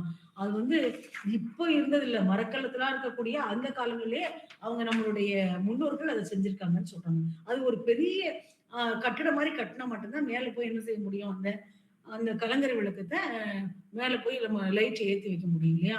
அந்த மரக்கலங்களை சேர்த்து வைக்கவும் கரை தெரியும் வண்ணம் கலங்கரை விளக்கம் தமிழர்களால் அமைக்கப்பட்டது. அவங்களால மட்டும் தான் அது உருவாக்கப்பட்டதுன்னு சொல்றாங்க. அப்ப நம்ம நினைக்கிற மாரி இப்ப எல்லாமே வசதியா இருக்குதா? அது மாரி இல்ல. அந்த காலங்கள்ல இருக்கதத்தான் நம்ம பயன்படுத்துறோம் இப்ப எல்லாமே. இப்ப என்ன கொஞ்சம் நவீன காலத்துக்கு தக்க நம்ம பயன்படுத்திக்கிறோமே தவிர, அந்த காலங்களிலே நம்முடைய முன்னோர்கள் மிக சிறப்பான ஒரு வாழ்க்கைய கட்டிடக்கலையோடு சேர்ந்து வாழ்ந்தாங்க அப்படிங்கிறது இதன் மூலமா தெரிஞ்சுக்கலாம். அந்த பூம்புகார் கடல்ல ஒரு உதாரணம் சொன்னா, இரவில் ஆழமான கடலில் செல்லும் கப்பல்களுக்கு ஒளிகாட்டியாக உதவிய கலங்கரை விளக்கம் பற்றிய பெரும்பாலாற்றுப்படியில் ஒரு பாட்டு இருக்கு. இரவில் மாட்டிய விளங்கு சுடர் நெகிழி உறவி நீர் அழுவ தோடு கலங்கரையும் துறைபிற கொழிய போகி நெகிழி என்பதற்கு அகல் விளக்கு என்பது பொருள். நெகிழி என்பதற்கு அகல் விளக்கு, உறவு நீர் என்பதற்கு வலிமை மிக்க நீர். அந்த அந்த வலிமை மிக்க அந்த கடலுக்குள்ள நீருக்குள்ள இப்படி உள்ள வரும்போது அப்படின்னு அர்த்தம். கடல் என்பதற்கு ஓடுகளம் என்பது பொருள். இந்த இடத்துல இந்த மேல சொல்லக்கூடிய அந்த கடல் என்ற வார்த்தைக்கு ஓடுகளம் என்பது பொருள். கடலில் கப்பல் செலுத்தும் போது அவங்க என்ன செய்வாங்க? வழி தெரியாம வேற திசைகள்ல போகக்கூடிய மக்களுக்கு கலங்கரை விளக்கமாக இருக்கக்கூடியது. அந்த காலத்துல பயன்படுத்தக்கூடிய கட்டடம். பெரிய ஒரு கட்டடம். நீளமான ஒரு உயரமான ஒரு ஒரு பெரிய கட்டடத்த கட்டி அதன் மேல என்ன செஞ்சாங்க? அந்த மரக்கலத்தில் மேல வச்சு இந்த விளக்க பொருத்துனாங்க அப்படின்னு நம்ம தெரிஞ்சுக்கலாம் அது மூலமா. இது மட்டும் இல்ல. இது நீர்ப்பாசனம் சொல்லலாம். நமக்கு நீர்ப்பாசனத்துக்கு நிறைய உதாரணங்கள் நம்ம சொல்லிக்கிட்டே இருக்கலாம். கட்டிடக்கலையினுடைய சிறப்புகள சொல்றதுக்கு நீர்ப்பாசன வசதிகள் நம்ம நிறைய சொல்லலாம். நம்ம எல்லாத்துக்குமே தெரிஞ்ச திருச்சியில இருக்கக்கூடிய கரிகாலன் வைத்த கல்லணை இல்லையா? ரொம்ப ரொம்ப மிகப்பெரிய ஒரு விஷயம். இப்ப கூட அதனுடைய சிதைவுகள் எங்கேயுமே நம்ம பார்க்க முடியாது. அவ்வளவு அழகான ஒரு கட்டிடம் தான் அந்த கரிகாலன் கட்டி வச்சிருக்கக்கூடிய அந்த கல்லணை என்று நம்ம சொல்லுவோம். நீர்ப்பாசனத்தை பொறுத்தவரை திருச்சிக்கரையில் நமக்கு தெரியும் 2000 ஆண்டுகள் ஆயிடுச்சாம். 2000 ஆண்டுகள் ஆனா கூட அது என்ன செய்யல சிதையாமல் இருக்கின்றது. அது அவங்களால கண்டுபிடிக்கவே முடியல. எப்படி இது சிதையாமல் இருக்குன்னு. அந்த அப்ப இருக்கக்கூடிய அந்த வல்லுநர்கள் எப்படி இருந்திருக்காங்க ஒரு படிப்பறிவு இல்லாத காலங்கள்ல கூட அவங்க எப்படி சொல்றது அறிவு முதிர்ச்சி பெற்றவளாக இருந்திருக்காங்க. அணை எப்படி வைப்பாங்களா அதுல சொல்றாங்க ஒரு வார்த்தை. அணையின் மேல் வழிந்து செல்லும் நீர் அணையின் மேல் வழிந்து செல்லும் நீர் அதன் கீழ் கசிந்து செல்லும் நீர் இரண்டிலும் பாதிக்கப்படாத வகையில் இது ஒரு அணைன்னா அப்படிதான் மேல இருந்து வழியக்கூடிய அந்த தண்ணியும் அடியில போகும் இல்லையா? இப்போ எப்படி சொல்றது ஒரு அருவி இருக்குன்னு வச்சுக்கோங்க. மேல இருந்து அப்படி தண்ணி டைரக்டா கீழே வருது. அது சின்ன அதுல இருந்து கொஞ்சம் ஒழுகி கீழே நமக்கு வரும் இல்லையா? அதுதான் அணைன்னு சொல்றாங்க. மேல இருந்து வரக்கூடிய அந்த தண்ணியும் கீழ் கசிந்து செல்லும் 2 தண்ணியும் ஒன்றோடு ஒன்று சேர்ந்து அந்த அணை பாதிப்பு வராம 2 தண்ணி சேரும்போது அந்த அணைகள் பாதிக்கப்படாம இருக்கணுமா? அப்படி இருந்தாதான் அது நல்ல கல்லணை அப்படின்னு சொல்றாங்க. நிறைய அந்த பொறியியல் வல்லுநர்கள் எல்லாம் கண்டுபிடிச்சா கூட சில விஷயங்கள் வந்து அவங்களால என்ன செய்ய முடியல. அந்த கல்லணையை இன்னும் கூட ஆராய்ச்சி பண்ணிட்டு இருக்காங்கன்னு சொல்றாங்க. இதுல பாண்டியராஜன் அப்படிங்கிற அந்த பொறியியல் வல்லுநர் எப்படி கண்டுபிடிச்சாருன்னா, அவர் ஒரு விளக்கம் சொல்றாரு. என்ன சொல்றாருன்னா, அந்த கல்லணை பற்றி அதாவது கரிகாலனுடைய கல்லணையில ஒரு எடுத்துக்காட்டு நமக்கு ஒண்ணு சொல்றேன். இப்ப நம்ம ஒரு பீச்லயோ அல்லது ஆத்துலயோ குளத்துலயோ போய் நிக்கும் இல்ல நம்ம கடற்கரையில தான் நிக்கிறது சரியா இருக்கும்னு நினைக்கிறேன். அந்த மேல போய் நிக்கும் போது நம்ம கால்ல தண்ணி அடிச்சுட்டு அப்படி வெளியே போகும்போது நம்ம கால் பாதம் இருக்கும் இல்லையா? அதுல உள்ள அந்த தண்ணியை சேர்த்து அடிச்சுட்டு உள்ள போகும். அப்ப அந்த மணல் மட்டும்தான் நம்மள சேர்த்து அடிச்சுக்கும். கீழ உள்ள நம்மளுடைய கால் உள்ள போய்க்கிட்டே இருக்குமா இல்லையா? அத ஒரு உதாரணம் சொல்றாரு. நம் காலடி மண்ணை நீர் அடித்துச் செல்லும். நம் கால்கள் மணலுக்குள் அழிந்து புதைந்து கொண்டே போகும். அந்த கால் நம்ம உள்ள நம்மளுடைய கால்கள் போய்க்கிட்டே இருக்கும். ஒரு கட்டத்துக்கு அப்புறம் அது என்ன செய்யும் அப்படின்னா, புதையாது. அப்படி நின்றும். அந்த அலை வரும். நம்மளுடைய கால்ல அடிக்கும். அப்புறம் போகும். போகும்போது நம்மளுடைய கால் அடிப்பகுதியில இருக்கக்கூடிய அந்த மண்ணுகள் எல்லாம் அரிச்சுக்கிட்டு போயிடும். அப்புறம் ஒரு 4, 5 தடவ அப்படி வந்து வந்து போகும்போது, ஒரு கட்டத்துல அப்படியே நின்றும் அது. அப்ப அத வச்சு தான் அவங்க கண்டுபிடிச்சாங்க. அப்ப என்ன செய்ய முடியும்? ஆற்றினுடைய நீரோட்டம் அதிகமாக இருந்தால், அடித்தளத்துக்கு இட வேண்டிய பொருட்களின் அளவும் மிகப்பெரியதாக இருக்கும். இத வச்சு தான் நெறைய பாலங்கள் கட்ட ஆரம்பிச்சாங்க. புரியுதுங்களா? அந்த நம்ம ராமேஸ்வரம் அந்த பாலங்கள்லாம் இல்லையா? இதனுடைய அடிப்படையில தான் கட்டப்பட்டது. அந்த கரிகாலனுடைய கல்லணைய வச்சு தான் நெறைய விஷயங்கள், அதாவது நம்மளுடைய முன்னோர்கள் கட்டிடக்கலையினுடைய வல்லுநர்களாக இருந்தா கூட, அவங்கள பின்பற்றினா இப்ப இருக்கக்கூடிய பொறியியல் வல்லுநர்கள் கூட இருக்காங்க. அவனுடைய சிறப்புகள் இப்படிலாம் இருக்குன்னு நம்ம தெரிஞ்சுக்கலாம். அந்த அந்த கல்லணையில பார்த்தீங்கன்னா, அந்த கல்லணையின் மூலமா நிறைய சின்ன சின்ன ஆறுகளும் அ பரப்பி விடப்பட்டனன்னு சொல்றாங்க. காவிரி கரையொடுத்து செல்லும் வழியில் மிகப்பெரிய பாறைகள் போடப்பட்டன. அந்த காவிரி அணை நமக்கு தெரியும் இல்லையா? அதுல நிறைய இந்த இவங்க பணி பண்ணி பார்த்தாங்க. இவங்களால அந்த பழைய மாரி கட்ட முடியல. அப்போ ஒரு ஒரு கட்டத்துக்கு அப்புறம் என்ன செஞ்சாங்க, பாறைகள் எல்லாம் சேர்த்து சேர்த்து வச்சு, அப்படி ஒரு கல்லணை கட்டலான்னு பண்ணாங்க. பிளான் பண்ணாங்க.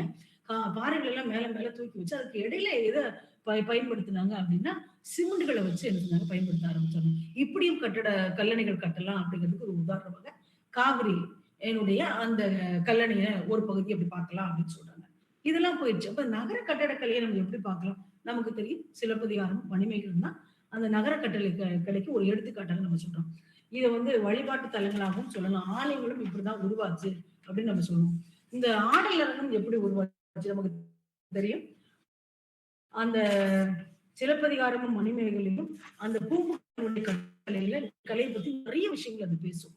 அதுல பாத்தீங்கன்னா பாக்கம், மருவூர் பாக்கம், பட்டினப்பாக்கம், நாளங்காடி, பூதச்சதுக்கம் இப்படிப்பட்ட விஷயங்கள் எல்லாம் அந்த கட்டடக்கலையினுடைய சிறப்புகளை சொல்வதாகவும் அந்த சிலப்பதிகாரம் மணிமேகலையில் சொல்லப்பட்டது. நம்ம பார்க்கலாம். இந்த மருவூர் பாக்கம்னா அதுல யார் யார் இருப்பாங்க? மருவூர் பாக்கம்னா என்ன அப்படிங்கிறது ஒரு சில வார்த்தைகள் உங்ககிட்ட நான் பகிர்ந்துக்கிறேன். மருவூர் பாக்கத்தில் கடற்கரை ஒட்டி கண்ணை கவரும் வனப்பொடியை யவனர்கள் வாழவும். யவனர்கள் நான் சொன்னேன். அதாவது வாணிபத்தில் உள்ள வந்தவங்க யவனர்கள் என்று சொல்லக்கூடியவர்கள். இவங்க வாழ்ந்தாங்க அந்த இடத்துல. வாணிகத்தின் பொருட்டு வெளிநாடுகளில் வந்தவர்கள் வாழ்வதற்கும் இருப்பிடங்கள் இருந்தன. அந்த இடத்துல ஒரு இடங்கள் கட்டி கொடுத்தாங்க. அந்த மருவூர் பாக்கத்துல வண்ணம், சுண்ணம், சந்தனக்கலவை, பல்வகை மலர்கள் முதலிய விற்பவர் நடமாடும் நகர வீதிகள் காணப்பட்டன. பட்டு நெசவாளர்கள், பருத்தி நெசவாளர்கள் வாழும் இடங்களும், நவமணிகளும், பொன்னும், பொன்னாபரணங்களும் விற்கும் கடைகளும், தானியங்கள் விற்கும் கடைகளும், வெண்கல கண்ணார்னா அந்த கண்ணா வேலை செய்தவங்கன்னு சொல்லுவாங்க. அவங்கதான் அவங்க. செம்பு வேலை செய்வோர், தச்சர், கொல்லர், பொற்கொல்லர் ஆகியோர் வாழ்விடங்களும். இந்த இடங்கள் இந்த மருவூர் பாக்கம் என்று சொல்லக்கூடிய அந்த இடத்துல இவங்க எல்லாம் என்ன செஞ்சாங்க, சின்ன சின்ன வீடுகளா கட்டி அங்க வாழ்ந்தாங்கன்னு சொல்றாங்க. இந்த மருவூர் பாக்கம். அப்புறம் பட்டினப்பாக்கம். இந்த பட்டினப்பாக்கத்துல யாரெல்லாம் வாழ்ந்தாங்க? இந்த கட்டடக்கலையினுடைய சிறப்புகளுக்கு இதெல்லாம் தான் உதாரணம். ஒவ்வொரு இடங்களையும் ஒவ்வொருத்தர் கட்டடங்களை கட்டி வாழ்ந்தாங்க அப்படின்னு நம்ம தெரிஞ்சுக்கலாம். பட்டினப்பாக்கத்தில் அரசு வீதி, வீதினா தெரியும், அரசங்க இருக்கக்கூடிய பெரிய அந்த வீதிகள் இருந்தது. கொடியுடைய தேர் செல்லும் வீதி, ஒரு தேரை போகக்கூடிய அளவுக்கு மிகப்பெரிய வீதிகள் இருந்தன. வணிகர் தெருவும், மறைகள் ஓதும் அந்தணர் வாழும் வீடுகளும், வாழோர் வீதியும், மருத்துவர், சோதிடர் இப்படி இப்படி இருக்கக்கூடிய பெரிய பெரிய அந்த நற்சொல்களை செய்யக்கூடிய இவங்க எல்லாம் இந்த இடத்துல பட்டினப்பாக்கத்துல வாழ்ந்தாங்களாம். அப்ப நாளங்காடினா என்ன? அந்த இரு பாக்கங்களுக்கும், பாக்கம் என்னும் மருவூர் பாக்கத்திற்கும் பட்டினப்பாக்கத்திற்கும் இடையே சோலைகளின் மரங்களே கால்களாக கட்டப்பட்ட பகற்கால கடை தெருவாகிய நாளங்காடி காணப்படும். பகல்ல ஃபுல்லா அங்க என்ன செய்யுமா, எப்போதுமே கடைகள் இருக்குமா. இந்த 2 மருவூர் பாக்கத்துக்கும் பட்டினப்பாக்கத்துக்கும் இடையில இருக்கக்கூடிய அந்த இடத்துக்கு பேரு நாளங்காடி என்று பேர் வச்சாங்க. பூதச்சதுக்கம்னு சொல்லுவாங்க. பூதச்சதுக்கத்துல என்ன இருக்கு? பூம்புகாரில் பூதச்சதுக்கம் எனும் ஒரு கட்டிட அமைப்பு இருந்துள்ளது. அதனுடன் தொடர்பு கொண்ட சதுக்க பூதமும் நமக்கு தெரியும், தீயோரை ஒடுக்கும் காக்கும் நோக்கில் செயல்பட்டது. தீயவர்கள் யாராவது உள்ள நுழைஞ்சாங்கன்னா அவங்கள பாதுகாக்கக்கூடிய ஒரு எப்படி சொல்றது, பூதமாக இருக்கக்கூடிய ஒரு காவல் தெய்வம் கூட இந்த பூதச்சதுக்கத்தை சொல்லுவாங்க. நமக்கு தெரியாது. அப்புறம் பாத்தீங்கன்னா இது எங்கெல்லாம் சில இடங்கள்ல இது இருக்கு அப்படின்னு சொல்றாங்கன்னா, வெள்ளியடை மன்றம், இளஞ்சி மன்றம், நெடுங்கல் நின்ற மன்றம், பாவை மன்றம் ஆகிய மன்றங்களில் எல்லாம் இயற்கை ஆற்றலுடைய இவை அனைத்தும் சேர்ந்ததா அந்த சதுக்கத்துக்குள்ள இருந்தது அப்படின்னு சொல்றாங்க. இதெல்லாம் சிலப்பதிகாரத்துல சொல்லக்கூடிய விஷயங்கள். இதுல முக்கியமான ஒண்ணு நம்ம பார்க்கலாம். இது எதுன்னா ஆடல் அரங்கம். ஆடல் அரங்கம் யாரு ஆடுனா அந்த நமக்கு சிலப்பதிகாரத்துல மாதவி இல்லையா? மாதவி 11 வகையான ஆடல்களை அவ ஆடுனா இல்லையா? அந்த ஆடல் அரங்கத்தை மிக அழகா நேர்த்தியா இளங்கோவடிகள் சொல்லுவாரு. அந்த ஆடல் அரங்கம் அங்கதான் காவிரிப்பட்டினத்துல இருந்துச்சு. அங்கதான் அமைச்சாங்க அப்படின்னு அவங்க சொல்றாங்க. இப்படிப்பட்ட கட்டடக்கலைகள் எல்லாம் சிலப்பதிகாரத்துல சொல்லப்பட்டது. பூம்புகார்ல நிறைய கோயில்கள் இருந்தது, கோட்டங்களும் இருந்தது, கோயில்களும் இருந்தது. இதுல ஒரு இது சொல்லுவாங்க. இதுல என்னன்னா, தேவர்களின் தலைவனாக இருக்கக்கூடிய இந்திரனுக்கு நிறைய விழாக்கள் எல்லாம் அங்க எடுக்கப்பட்டது. வஜ்ர கோட்டத்து மனங்களும் முரசும் என்று இந்திர விழா எடுத்த காதையில் சொல்லப்படுகின்றது. அதுல பாருங்களேன், எந்தெந்த கடவுளுக்கெல்லாம் கோயில்கள் எழுப்பப்பட்டது கட்டடக்கலையில பாருங்களேன். பிரவாயாக்கே பெரியோர் கோயிலும், அருமுக செவ்வேள் அணிதகள் கோயிலும், வாழ்வளை மேனி வாலியோன் கோயிலும், நீலமேனி நெடியோர் கோயிலும். திருவாயாக்கை பெரியோன் என்பவர் சிவன், அருமுக செல்வன் என்பவன் யாருன்னா முருகன், வால்வெளி மேனியன் என்பவன் பலராமன், நீலமேனிய உடையவன் திருமால். இவங்க 4 பேருக்கு என்ன செஞ்சாங்க? அழகான கோயில்களை கட்டினாங்க என்பது இதன் மூலம் நம்ம தெரிஞ்சுக்கலாம். அது மட்டும் இல்ல, இது இது இது மட்டும் இல்ல, நிறைய அந்த கட்டடக்கலை வந்ததுக்கு அப்புறம் நிறைய கோயில்கள், அதாவது உருவ வழிபாடுகள் எல்லாம் ஆரம்பிச்ச உடனே நிறைய கோயில்கள் உருவாக ஆரம்பிச்சது நமக்கு தெரியும். பல்லவருடைய காலங்கள்ல தான் நிறைய பக்தி இலக்கியங்கள் தோன்றுச்சு நமக்கு தெரியும். ஆனா கட்டடக்கலையில் சிறந்தது நம்மளுடைய சோழருடைய காலங்கள் நமக்கு தெரியும். இதுல அந்த கோட்டங்களை பத்தி எல்லாம் அவங்க சொல்றாங்க இல்லையா? அதுக்கு ஒரு அழகான வார்த்தைகள் சொல்வார் இளங்கோவடிகள். அமரர் தருங்கோட்டம், வெள்யானை கோட்டம், புகர் வெள்ள நாகர்தம் கோட்டம் பகல்வாயில், உச்சிக்கிளான் கோட்டம், ஊர்கோட்டம் வேர்கோட்டம், வச்சிர கோட்டம், புறமானையால் வாழ்கோட்டம், நிக்கந்த கோட்டம், நிலா கோட்டம் புகழெங்கும் என வரும் அடிகள்.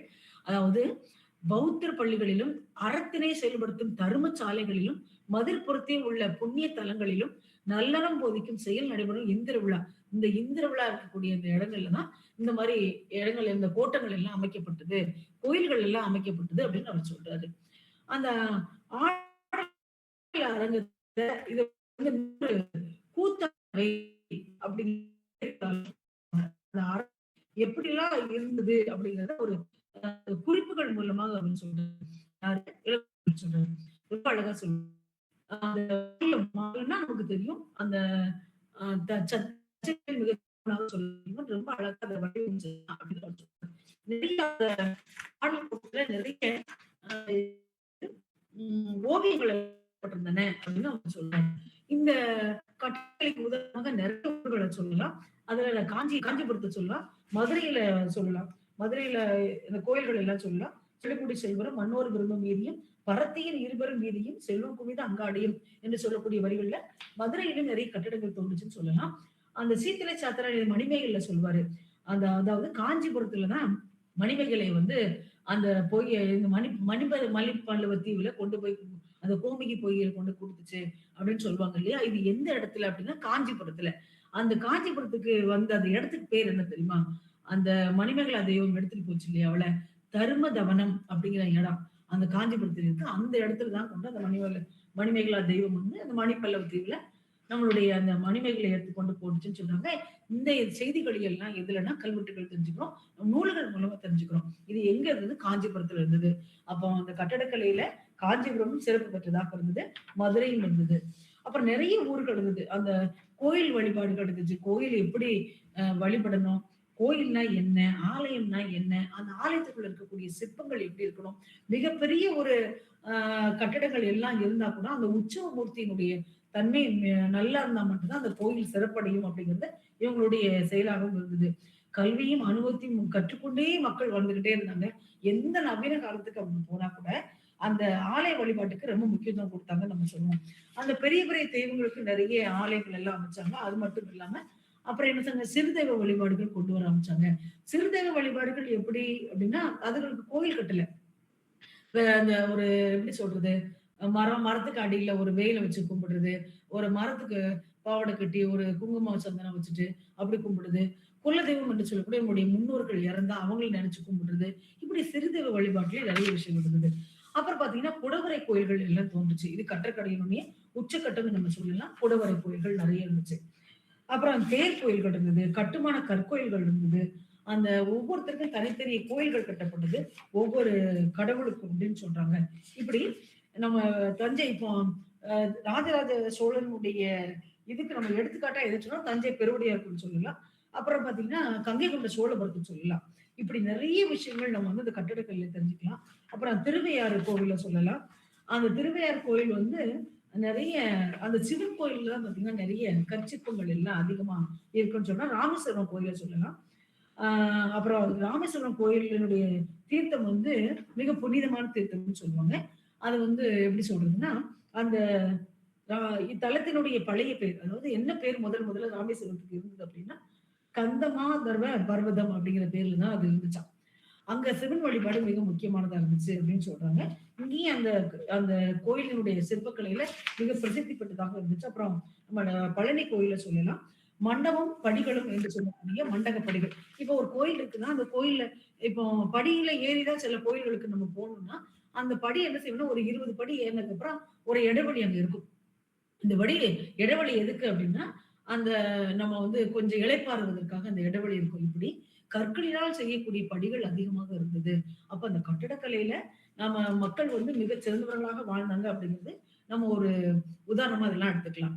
அடுத்து பெண் தெய்வ வழிபாடுகள் நமக்கு தெரியும். பெண் தெய்வ வழிபாடுகள் நமக்கு தெரியும். அந்த காளியம்மன், மாரியம்மன், அங்காளம்மன் என்று சொல்லக்கூடிய சின்ன சின்ன தெய்வங்களை எல்லாம் என்ன செஞ்ச காட்டேரி, மாதங்கி என்று சொல்லக்கூடிய சிறு தெய்வ வழிபாடுகள் நம்ம மக்கள்கிட்ட இருந்தது. அவங்கள ஆரம்ப காலங்கள்ல நம்ம முதலே சொன்ன மாரி அந்த அந்த மரத்திலையும் அங்கேயும் எங்கெல்லாம் வச்சு கும்பிட்டாங்க. அப்புறம் சின்ன சின்ன அ கூடாரம் மாரி கட்டி என்ன செஞ்சாங்க, வழிபட ஆரம்பிச்சாங்க. அப்ப நாகர் கோயில் என்று சொல்லக்கூடிய அந்த நாகர்னா பாம்பு இல்லையா? பாம்புக்கு என்ன செஞ்சாங்க, ஒரு கோயில கட்டி கொண்டாட ஆரம்பிச்சாங்க. இப்படி மக்கள் என்ன செஞ்சாங்க, எதெல்லாம் அவங்க விரும்புனாங்களோ, எதெல்லாம் அவங்க மனசுக்கு பட்டுதோ அதெல்லாம் சிற்ப வடிவுல, கட்டட வடிவுல கொண்டு வந்தாங்க என்பது நம்ம தெரிஞ்சுக்கலாம். ஐவகை நிலங்கள்ல தொடங்கி அவங்களுடைய வாழ்க்கை நிலம் சார்ந்து வாழக்கூடிய மக்கள் நம்மளுடைய தமிழர்கள் அப்படி கொஞ்சம் கொஞ்சமா நம்மளுடைய வாழ்க்கை முறையை உயர்த்தி மிக சிறப்பான ஒரு வாழ்க்கை வாழக்கூடியவர்கள் தான் தமிழர்கள். கட்டடக்கலையும் அழியா சின்னமாக நம்ம இப்ப பேசிக்கிட்டு இருக்கோம் இல்லையா? அந்த கட்டடக்கலைக்கு சிறப்பானவர்கள் நாம் தான். இதுல எந்த ஒரு ஐயமும் இல்லை அப்படிங்கிறது என்னுடைய கருத்தாக எனக்கு தெரிந்த அளவுல நான் உங்ககிட்ட பகிர்ந்துட்டேன். எனக்கு வாய்ப்பளித்த வாகை தமிழ்ச்சங்கத்திற்கும் குறிப்பாக ஐயப்பன் ஐயா அவர்களுக்கும் என்னுடைய நன்றியை தெரிவித்தாக்குகின்றேன். நன்றி. நன்றி மேடம். தமிழ்ச்சங்கத்தின் சார்பாகவும் தமிழியல் ஆய்வு மன்றத்தின் சார்பாகவும் ஒரு நீண்டதொரு ஆய்வு உரை. கட்டடக்கலை குறித்து பேசுறது அப்படிங்கிறது 1 மணி நேரத்துக்கான விஷயம் இல்லை. நிறைய நிறைய செய்திகள், நிறைய வரலாற்று தரவுகள் இதுல நமக்கு இருக்கு. ஆனாலும் கூட இன்றைய அமர்வுல நிறைய விஷயங்களை வந்து கட்டடக்கலை குறித்து நீங்க நிறைய விஷயங்களை தொட்டு காமிச்சிருக்கீங்க. உங்களுக்கு வந்து எங்களுடைய அரங்கத்தில் இருக்கின்ற அனைவரின் சார்பாகவும் வாகை தமிழ் சங்கத்தின் சார்பாகவும் நெஞ்சம் நிறைந்த நன்றிகளை தெரிவித்துக் கொள்கின்றேன். ஏதேனும் கேள்விகள் அல்லது உங்களுக்கு கூடுதல் தரவுகள், செய்திகள் இருந்தால் நீங்க வந்து கலந்துரையாடலாம். ஒரு 5 மணித்துளிகளுக்கான நன்றி. ஏதாவது கேள்விகள் இருந்தா கேட்கலாம்.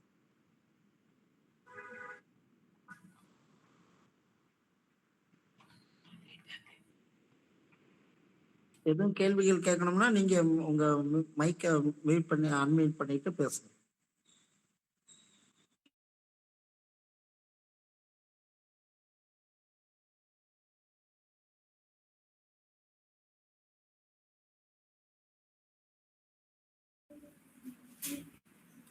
வணக்கம் அம்மா. சொல்லுங்கம்மா. நீங்க இருந்ததம்மா. ஒரு சின்ன தகவல் வந்து அப்ப வந்து கட்டிடக்கலையில வந்து பளபளப்பாக இருப்பதற்காக முட்டையை வந்து உடைத்து அந்த தோலை பயன்படுத்துவார்கள் அப்படின்னு படிச்சிருக்கிறாங்க கோயில் கலைகள்ல. எனக்கு அதை பத்தி கொஞ்சம் தகவல் சொல்றீங்களா? கொஞ்சம் சத்தமா சொல்லுங்களேன். அதாவது கோயில் கலைகள்ல வந்து பளபளப்புக்காக, கட்டிடத்தின் பளபளப்புக்காக முட்டையை உடைத்து அந்த தோள்களை பயன்படுத்தி நம்ம சுண்ணாம்பு பயன்படுத்துவதற்கு பதிலாக பயன்படுத்துவார்கள் படிச்சிருக்க. கோயில்களும் கட்டிடக்கலைகளும் நூல்ல படிச்சுங்கம்மா. எனக்கு அதை பத்தி தகவல் இவ்வளவுதான் போட்டிருந்தாங்க. எனக்கு அதனால அதுல ஒரு சந்தேகம், ரொம்ப நாளான சந்தேகம். அது எப்படி பயன்படுத்தினார்கள்? அந்த தகவல் நான் முழுசா படிக்கல. இந்த நீங்க கேக்குறது அதை நம்ம முழுசா தெரிஞ்சுக்கிட்டதான் இது பண்ண முடியல. அடுத்த ஏதாவது வாய்ப்பு வரும்போது நான் உங்ககிட்ட சொல்றேன். சரி. நன்றிம்மா, நன்றிம்மா. எனக்குமே அந்த தகவல் வந்து அந்த புக்ல அவ்வளவுதான் போட்டிருந்தாங்க. அதனாலதான்மா. என்ன தவறா சொல்லக்கூடாது இல்லைங்களா? இல்ல, இல்ல. நீங்க கேட்டா சொன்ன உண்மைதான். எனக்குமே அந்த தகவல் வந்து நான் ஒரு புக்ல படிக்கும் பொழுது, அந்த ஆ, கோயில் கலைகளும் கட்டிட கோயில்ல வந்து கட்டிடக்கலைகளை பத்தி போகும்பொழுது, அந்த பளபளப்புக்காக போடப்பட்டுள்ளது அப்படின்னு போட்டிருக்கிறாங்க. ஆனா ம். தெளிவான தகவல் இல்லை. ஆ, ஆ. ஆமாங்க. அதனால தான் நான் அந்த கேள்வி உங்கள்ட்ட கேட்டேன்மா. நன்றி அம்மா. நானும் பார்க்கிறேன். அதுதான் ஐயா சொன்ன மாரி இந்த கட்டிடக்கலை பத்தி நம்ம 1 மணி நேரத்துல பேச முடியாது. எனக்கு தெரிஞ்ச அளவுல நான் உங்ககிட்ட சொன்னேன். நானும் நெறைய படிக்க வேண்டிய விஷயங்கள் இருக்கு. இந்த மாரி உண்மை, நீங்க உண்மை கேள்வி அம்மா. உண்மை, உண்மை, உண்மை. இல்ல ரொம்ப உண்மையாவே ஆழமான ஒரு அது வந்து ஒரு ஆழமான கருத்துக்கள், நம்ம ஆழமான தெளிவுகள். இப்ப வந்து இயற்கை சூழல், நம்ம செயற்கை சூழலை நோக்கி போய்க் கொண்டிருக்கிறோம். இயற்கை சூழலில் அந்த கட்டிடக்கலை அவ்வளவு படைப்புகளாக இருந்தது. நன்றி அம்மா. நன்றி.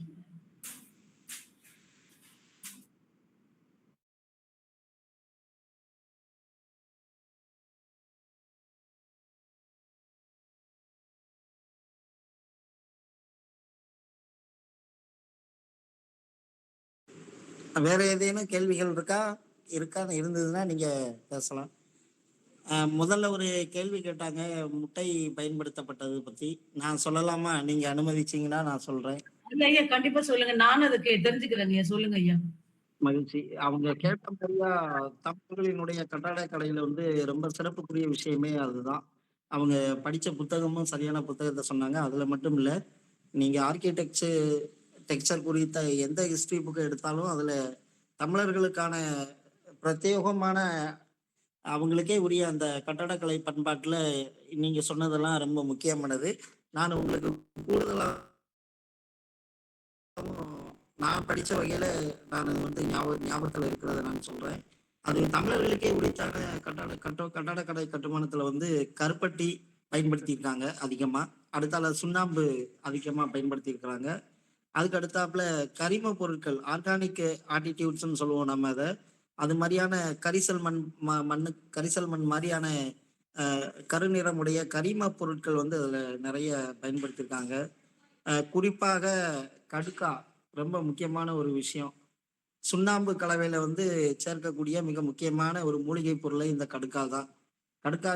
கடுக்காவ வந்து சுண்ணாம்போட சேர்த்து அரைச்சு நம்ம மதில் சுவர்கள், காம்பவுண்ட் சுவரு அந்த மாரி உள்பக்க பூச்சி, 2 கல்ல இணைக்கிறதுக்கு, 2 மிகப்பெரிய கற்களை இணைப்பதற்கு, இது மாரியான விஷயங்கள்ல சுண்ணாம்போடு கடுக்காய் வந்து நாம வந்து பயன்படுத்தியிருக்கோம் அப்படின்னு நம்ம பார்க்குறோம். என்ன பண்ணுவாங்கன்னா, கடுக்காய நீர்ல கொதிக்க வச்சு அல்லது அதுல ஊற வச்சு, அதுல இருந்து வரக்கூடிய அந்த சார வந்து சுண்ணாம்போட சேர்க்கும்போது, சுண்ணாம்பு வந்து அரால்டன்ட் மாரி ஆயிரும். நம்ம இப்ப அரால்டன்ட் பசா வாங்கி, ஒரு ஃபெவிக்விக் வாங்கி நம்ம பயன்படுத்துனோம்னா, நம்ம கைகள்ல பட்டா, அது எப்படி வந்து அத விட்டுட்டு நம்ம கைகள் ஒட்டுனத பிரிக்க முடியாம போயிருமோ, அதுபோல இந்த கடுக்கா சுண்ணாம்புல சேரும்போது அவ்வளோ எஃபெக்டிவா இருந்திருக்கு. அதுபோல அவங்க கேட்ட மாரி முட்டையினுடைய தோடெல்லாம் பயன்படுத்தல. முட்டையினுடைய வெள்ளை கருவ பயன்படுத்தியிருக்காங்க. நம்ம ஆங்கிலத்தில சொல்லப்போனா எக் ஒயிட்ன்னு நம்ம சொல்லுவோம். மஞ்சள் கரு நீங்கிய முட்டையினுடைய வெள்ளை கரு வந்து கட்டடக்கலைக்கு பயன்படுத்தப்பட்டிருக்கு. இது யாரு அதிகமா பயன்படுத்தியிருப்பாங்கன்னு நீங்க பார்த்தீங்கன்னா, செட்டிநாடு கட்டடக்கலையில இது ரொம்ப சிறப்பானது. செட்டிநாடு அரண்மனை வீடுகள், அங்க உள்ள பெரிய பெரிய கோயில்களினுடைய உள் சுவர்கள், நான் சொன்ன மாரி 2 மிகப்பெரிய கற்கள இணைக்கிறது, செங்கற்கள இணைக்கிறது, இது மாரியான உள்பூச்சுகள்ல செட்டிநாடு கட்டடக்கலைக்கு இது ரொம்ப ஒரு முக்கியமான ஒரு பொருள். அந்த சுண்ணாம்போட இந்த முட்டையினுடைய வெள்ளை கருவை வந்து சேர்க்கிறது அப்படிங்கிறது. சுண்ணாம்பு கலவையில தான் இதையும் சேர்ப்பாங்க, வெள்ளை கருவையும். அது இந்த சுண்ணாம்போட முட்டையுடைய வெள்ளை இத சேர்க்கும்போது தான் ஒரு பளபளப்பு தன்மை வந்து வரும். டைல்ஸ் மாரி இருக்கும் ஆக்சுவலா. அவங்க கேள்வியில கேட்கும்போதும் அத சொன்னாங்க. பளபளப்பு கிடைக்கும் அப்படின்ட்டு. அது வந்து முட்டையினுடைய வெள்ளைக்கரு சுண்ணாம்போடு பால் சுண்ணாம்புன்னு சொல்லுவோம். அ நீங்க நம்ம எல்லாருமே வீட்ல சுண்ணாம்பு அடிக்கிற பழக்கத்த தாண்டிட்டோம்னு நெனைக்கிறேன். பல பேரு டிசம்பருக்கு மாறிட்டோம். எமல்சன் அது இதுன்னு இன்னைக்கு நம்ம மாறிட்டோம். ஆனாலும் இன்னும் சுண்ணாம்பு அடிக்கிற வீடுகள் இருக்கு. சுண்ணாம்பு கல்லு நம்ம கடையில வாங்கிட்டு வந்து நம்ம வீட்ல சுண்ணாம்பு நீத்துவோம். தென் பகுதியிலலாம் இன்னமும் பாரம்பரியமாக சுண்ணாம்பு அடிக்கிற வீடுகள் நெறைய இருக்கு. அங்க பார்த்தீங்கன்னா, பால் சுண்ணாம்புன்னு சொல்லுவாங்க. அந்த கல்ல வாங்கிட்டு வந்து நம்ம நீத்தி அத மொத நாளே பக்குவம் பண்ணா தான் மறுநாள் காலையில ஒயிட் வாஷ்க்கு வரும். அந்த மாரியான சுண்ணாம்பு கல்லோட இந்த வெள்ளை கருவ வந்து இணைச்சு பண்ணியிருக்காங்க. கூடுதலான ஒரு தகவல் உங்களுக்கு சொல்லணும் அப்படின்னா, கற்றாழை சாறு அதுல பயன்படுத்தப்பட்டிருக்கு. இதுவும் சுண்ணாம்போடு சேர்த்து குழச்சி தான் அந்த கற்றாழை சாறை பயன்படுத்தியிருக்காங்க. இதுவும் பளபளப்ப தரக்கூடியதாக நம்ம பார்க்குறோம். அத விட உங்களுக்கு இன்னும் ரொம்ப சுவாரஸ்யமான விஷயம் சொல்லணும் அப்படின்னா, எருமை பால், தயிரு, நெய்யி இதெல்லாம் கூட உயர்தரமான கட்டடக்கலைக்கு பயன்படுத்தப்பட்டிருக்கு. இதெல்லாம் நம்ம சுண்ணாம்போட சேர்க்கும்போது, ஒரு ஃபினிஷிங் டச் வந்து குடுக்கக்கூடியதுக்கு இத பயன்படுத்தியிருக்காங்க. சொரசொரப்பான பூச்செல்லாம் பூசி முடிச்சதுக்கு பிறகு, இந்த எருமை பாலு, தயிரு, நெய்யி இதெல்லாம் சுண்ணாம்போட கலந்து, ஃபைனல் டச் கடைசியா பூச்சிக்கு இறுதி பூச்சி பூசுவாங்கல்ல, அந்த விஷயங்கள்ல வந்து இதெல்லாம் பயன்படுத்தியிருக்காங்கன்னு நம்ம பார்க்கலாம். இப்படி அது மாரி உளுந்து நல்லா உளுந்த கட்டியா அரைச்சு, உளுந்தையும், வெந்தயத்தையும் சேர்த்து கூட அரைச்சு சில இடங்கள்ல பயன்படுத்துறத நம்ம பார்க்க முடியும். அ பெரும்பகுதியும் உளுந்த தனியாவும், உளுந்தோடு வெந்தயத்தையும் சேர்த்து போட்டு நல்லா கெட்டியா அரைச்சு, அத சுண்ணாம்போட சேர்த்து பண்றது இருக்கு. அதே மாரி சணல பயன்படுத்துவாங்க. வைக்கோலு இது மாரியான நார் பொருட்களை எல்லாம் அந்த சுண்ணாம்போட சேர்த்து கரைச்சு நம்ம பயன்படுத்துறத நம்ம பார்க்குறோம். அதே மாரி ஆலம் விழுது, ஆலமரத்தோட விழுது பார்த்திருப்பீங்க. இளம் விழுது. ஒரு லைட்டா சந்தன கலராவும், லைட் மஞ்சள் கலராவும் இருக்கும். ஆலம் விழுதுல இளமையா இருக்கக்கூடிய விழுதுகளை எல்லாம் பறிச்சுட்டு வந்து, அத சுண்ணாம்போட அந்த விழுதுகள அரைச்சு சுண்ணாம்போட சேர்த்து, அந்த இத வந்து நம்ம பூச்சிக்கு வந்து கட்டடக்கலையில வந்து பயன்படுத்தியிருக்காங்க அப்படின்னு நம்ம பார்க்குறோம். ஆ மரப்பட்டைகள் சில கள்ளிப்பாலு, அது மாரி சில மரங்களினுடைய மரப்பட்டைகளையும் சுண்ணாம்பு கலவையில சேர்த்துருக்காங்கன்னு பார்க்குறோம். இப்படின்னா, இந்த ஆலம் விழுது வச்சு அரைச்சு கட்டுற வீடுகள்ல எல்லாம் எந்த விதமான பூச்சி தொல்லையும் இருக்காது. பாம்பு, பல்லி இன்னைக்கு நம்ம கரப்பான்பூச்சி அது மாரியா எந்த விதமான விஷயம் இது மாரி நெறைய சொல்லிட்டே போலாம். நெறைய நம்ம முன்னோர்கள் வந்து ரொம்ப அறிவோடும், அறிவியலோடும் இணைந்து இந்த கட்டடக்கலைய வந்து முன்னெடுத்திருக்காங்க. நீங்க கேட்ட கேள்விக்கு எனக்கு தெரிஞ்ச வகையில நான் சொல்லியிருக்கேன். இன்னும் கூட நெறைய இருக்கலாம். இது எப்பமோ படிச்சது ஞாபகத்துல வந்தத உங்ககிட்ட நானு பகிர்ந்திருக்கிறேன். அந்த வகையில நம்ம வந்து வேற எதுவும் கேள்விகள் இல்லன்னு நெனைக்கிறேன். நம்மளுடைய பாரம்பரிய கலைகள்ல கட்டடக்கலை குறித்து இன்னைக்கு ஒரு மிக சூப்பரான ஒரு நல்ல தலைப்பு, ஆழமான ஒரு தலைப்பு நமக்கு வந்து அம்மா வழங்கியிருக்கிறாங்க. இந்த கட்டடக்கலையில வந்து 2 விஷயம் இருக்கு. தமிழர்களினுடைய ட்ரெடிஷனல் நாலேட்ஜ் அவங்களுடைய மரபான அறிவு இருக்கு. அவங்களுடைய ட்ரெடிஷனல் சயின்ஸ் இருக்கு. நாலேட்ஜ் வித் சயின்ஸ் 2 காம்பேக்ட்டா அதுல செயல்பட்டுருக்கு.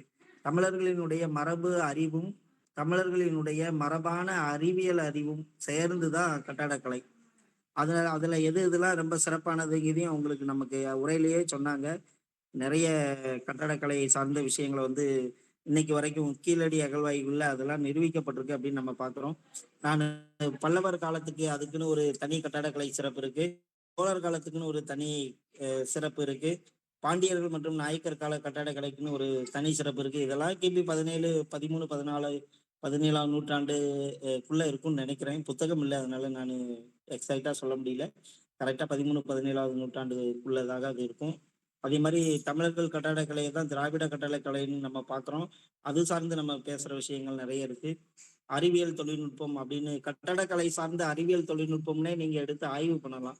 இளம் ஆய்வாளர்கள். அந்த தொழில்நுட்பத்துக்குள்ள தான் இப்ப கேட்ட இந்த முட்டை சேர்க்கிறது, ஆலம் விழுது சேர்க்கிறது, கடுக்கா சேர்க்கிறது, கற்றாழை சேர்க்கிறது, எருமைப்பால், தயிர், நெய் இதெல்லாம் எதுல வருது அப்படின்னா, கட்டடக்கலை சார்ந்த தமிழர்களினுடைய அறிவியல் தொழில்நுட்பம், அறிவு தொழில்நுட்பத்துல இதெல்லாம் வருது. இதெல்லாம் நீங்க தனிச்சே நம்ம எடுத்து ஆய்வு பண்ணலாம். தமிழர்களுடைய கட்டடக்கலையை யுனெஸ்கோ வந்து அங்கீகரிச்சிருக்கு அப்படிங்கும்போது, நம்ம கட்டடக்கலை எவ்வளவு பாரம்பரியமும், பண்பாட்டு செழுமையும், காலத்தொன்மையும் உடைய விதமாக ஒரு நல்ல உரையை இன்னைக்கு நமக்கு வழங்கியிருக்கிறாங்க. அம்மா இசக்கியம்மாள் அம்மா அவர்கள். எஸ்ஏ இருந்து அவர்கள் இந்த உரையை நமக்கு வழங்கி இன்னைக்கு நிறைய விஷயங்களை நினைவுபடுத்தியிருக்காங்க. இந்த அரங்கத்துல பேசப்பட இருக்கிற எல்லா விஷயங்களும் நீங்க இளம் ஆய்வாளர்களாக இருக்கிறவங்க இந்த அரங்கத்துல இருந்தீங்கன்னா, நீங்க அடுத்தடுத்த கட்டத்துக்கு அதை நகர்த்திட்டு போங்க. அதுதான் ஒரு ஆரோக்கியமான விஷயமாக இருக்கும். அதுக்காகத்தான் நாம இது மாதிரியான கருத்தரங்குகளை குறைவான கட்டணங்கிறது ஒரு ப்ராசஸ் ஃபீ தான் நம்ம வாங்கியிருக்கோம். மற்ற நிகழ்வுகள்ல வாங்குற மாதிரியா நம்ம எதுவுமே வாங்கலை. இது அடுத்த கட்டத்துக்கு போகணும். காசு கொடுத்தா கரெக்டா நிகழ்ச்சிக்கு வந்துருவாங்க, இல்லைன்னா வரமாட்டாங்க. ஃப்ரீயா பண்ணலான்னு ஏதோ ஒரு ஒரு அடிப்படையில இது போய் எல்லாருக்கும் சேரட்டும்ன்றனால நம்ம இந்த நிகழ்வை செய்யறோம். நிறைய ஆய்வுகளை முன்னெடுத்துட்டு போங்க. வளமான எதிர்காலத்தை நீங்க நமக்கு அமைச்சுக்கணும் அப்படின்னா நான் ஆசிரியர்களுக்கு சொல்லலை, இது ஆய்வாளர்களுக்கு, மாணவர்களுக்கு சொல்றேன். நிறைய தமிழ் படிச்சா வேலை கிடைக்காதுன்ற ஒரு மித்து இருந்தது. அதெல்லாம் இல்லை. நம்ம டேலண்டா ஆக்கிக்கணும்.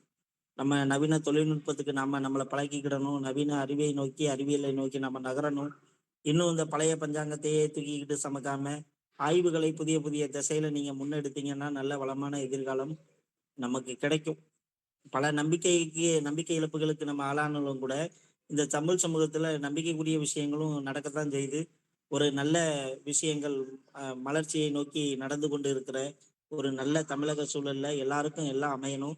நீங்களும் எங்களை போல அரசு கல்லூரியில அல்லது அரசு சார்ந்த கல்லூரியில அல்லது வேற ஏதாவது ஒரு வகையான தனியார் கல்லூரியிலே ஏதோ ஒரு கல்லூரிகள்ல ஒரு நல்ல பொறுப்புல மாணவர்களும் நீங்க உயர்ந்த இடத்துக்கு வரணும் அப்படின்னு சொல்லி கேட்டுக்கிட்டு அம்மாவுக்கு நம்ம அனைவரின் சார்பாக மீண்டும் நன்றியை தெரிவித்துக் கொள்கின்றோம். நாளை மீண்டும் இளங்கோ சார் நமக்கு பேச வராங்க. நாளைக்கு தலைப்பு தமிழ் சமூக பயண வெளிக்குள்ளாக ரயில் ரயில் எப்படி தமிழ் சமூகத்துக்குள்ள வந்தது, அது பயண வாகனமாக அந்த ரயில் என்னென்ன தாக்கங்களை எல்லாம் இங்க விளைவிச்சது, ரயில் சார்ந்து என்னென்ன அறியப்படாத தகவல்கள் எல்லாம் இருக்கு அப்படின்னு சொல்லி அது குறித்து ஒரு நீண்ட ஆய்வை தொடர்ந்து செஞ்சு அது குறித்த ஓரளவுக்கு தகவல் சேகரிப்பை கையில வச்சிருக்கக்கூடிய தூய சவேரியா தன்னாட்சி கல்லூரி பாளையங்கோட்டையிலிருந்து இளங்கோ சார் நாளைக்கு மீண்டும் நமக்கு இறுதியாக இந்த கடைசி நாள் அமர்வை 5வது நாள் அரங்கை இளங்கோ சார் ஆற்ற இருக்கிறாங்க. நாளைக்கு இது போல எல்லாரும் வாங்க. நன்றி. இன்றைய அரங்கத்திற்கு வந்தவர்களுக்கு நன்றி. உரையாற்றிய இசக்கியம்மாள் அம்மா அவர்களுக்கும் நன்றி. அனைவருக்கும் நன்றி. ஃபீட்பேக் ஃபார்ம் போட்டுருங்க. ஃபீட்பேக் ஃபார்ம் சமர்ப்பிச்சீங்கன்னா நீங்க அரங்கத்துல இருந்து விலகிக்கிடலாம். நன்றி.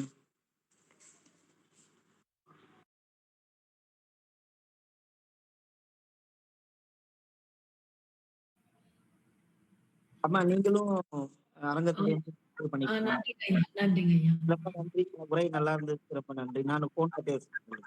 சரிங்க, நன்றி. நன்றிங்கம்மா.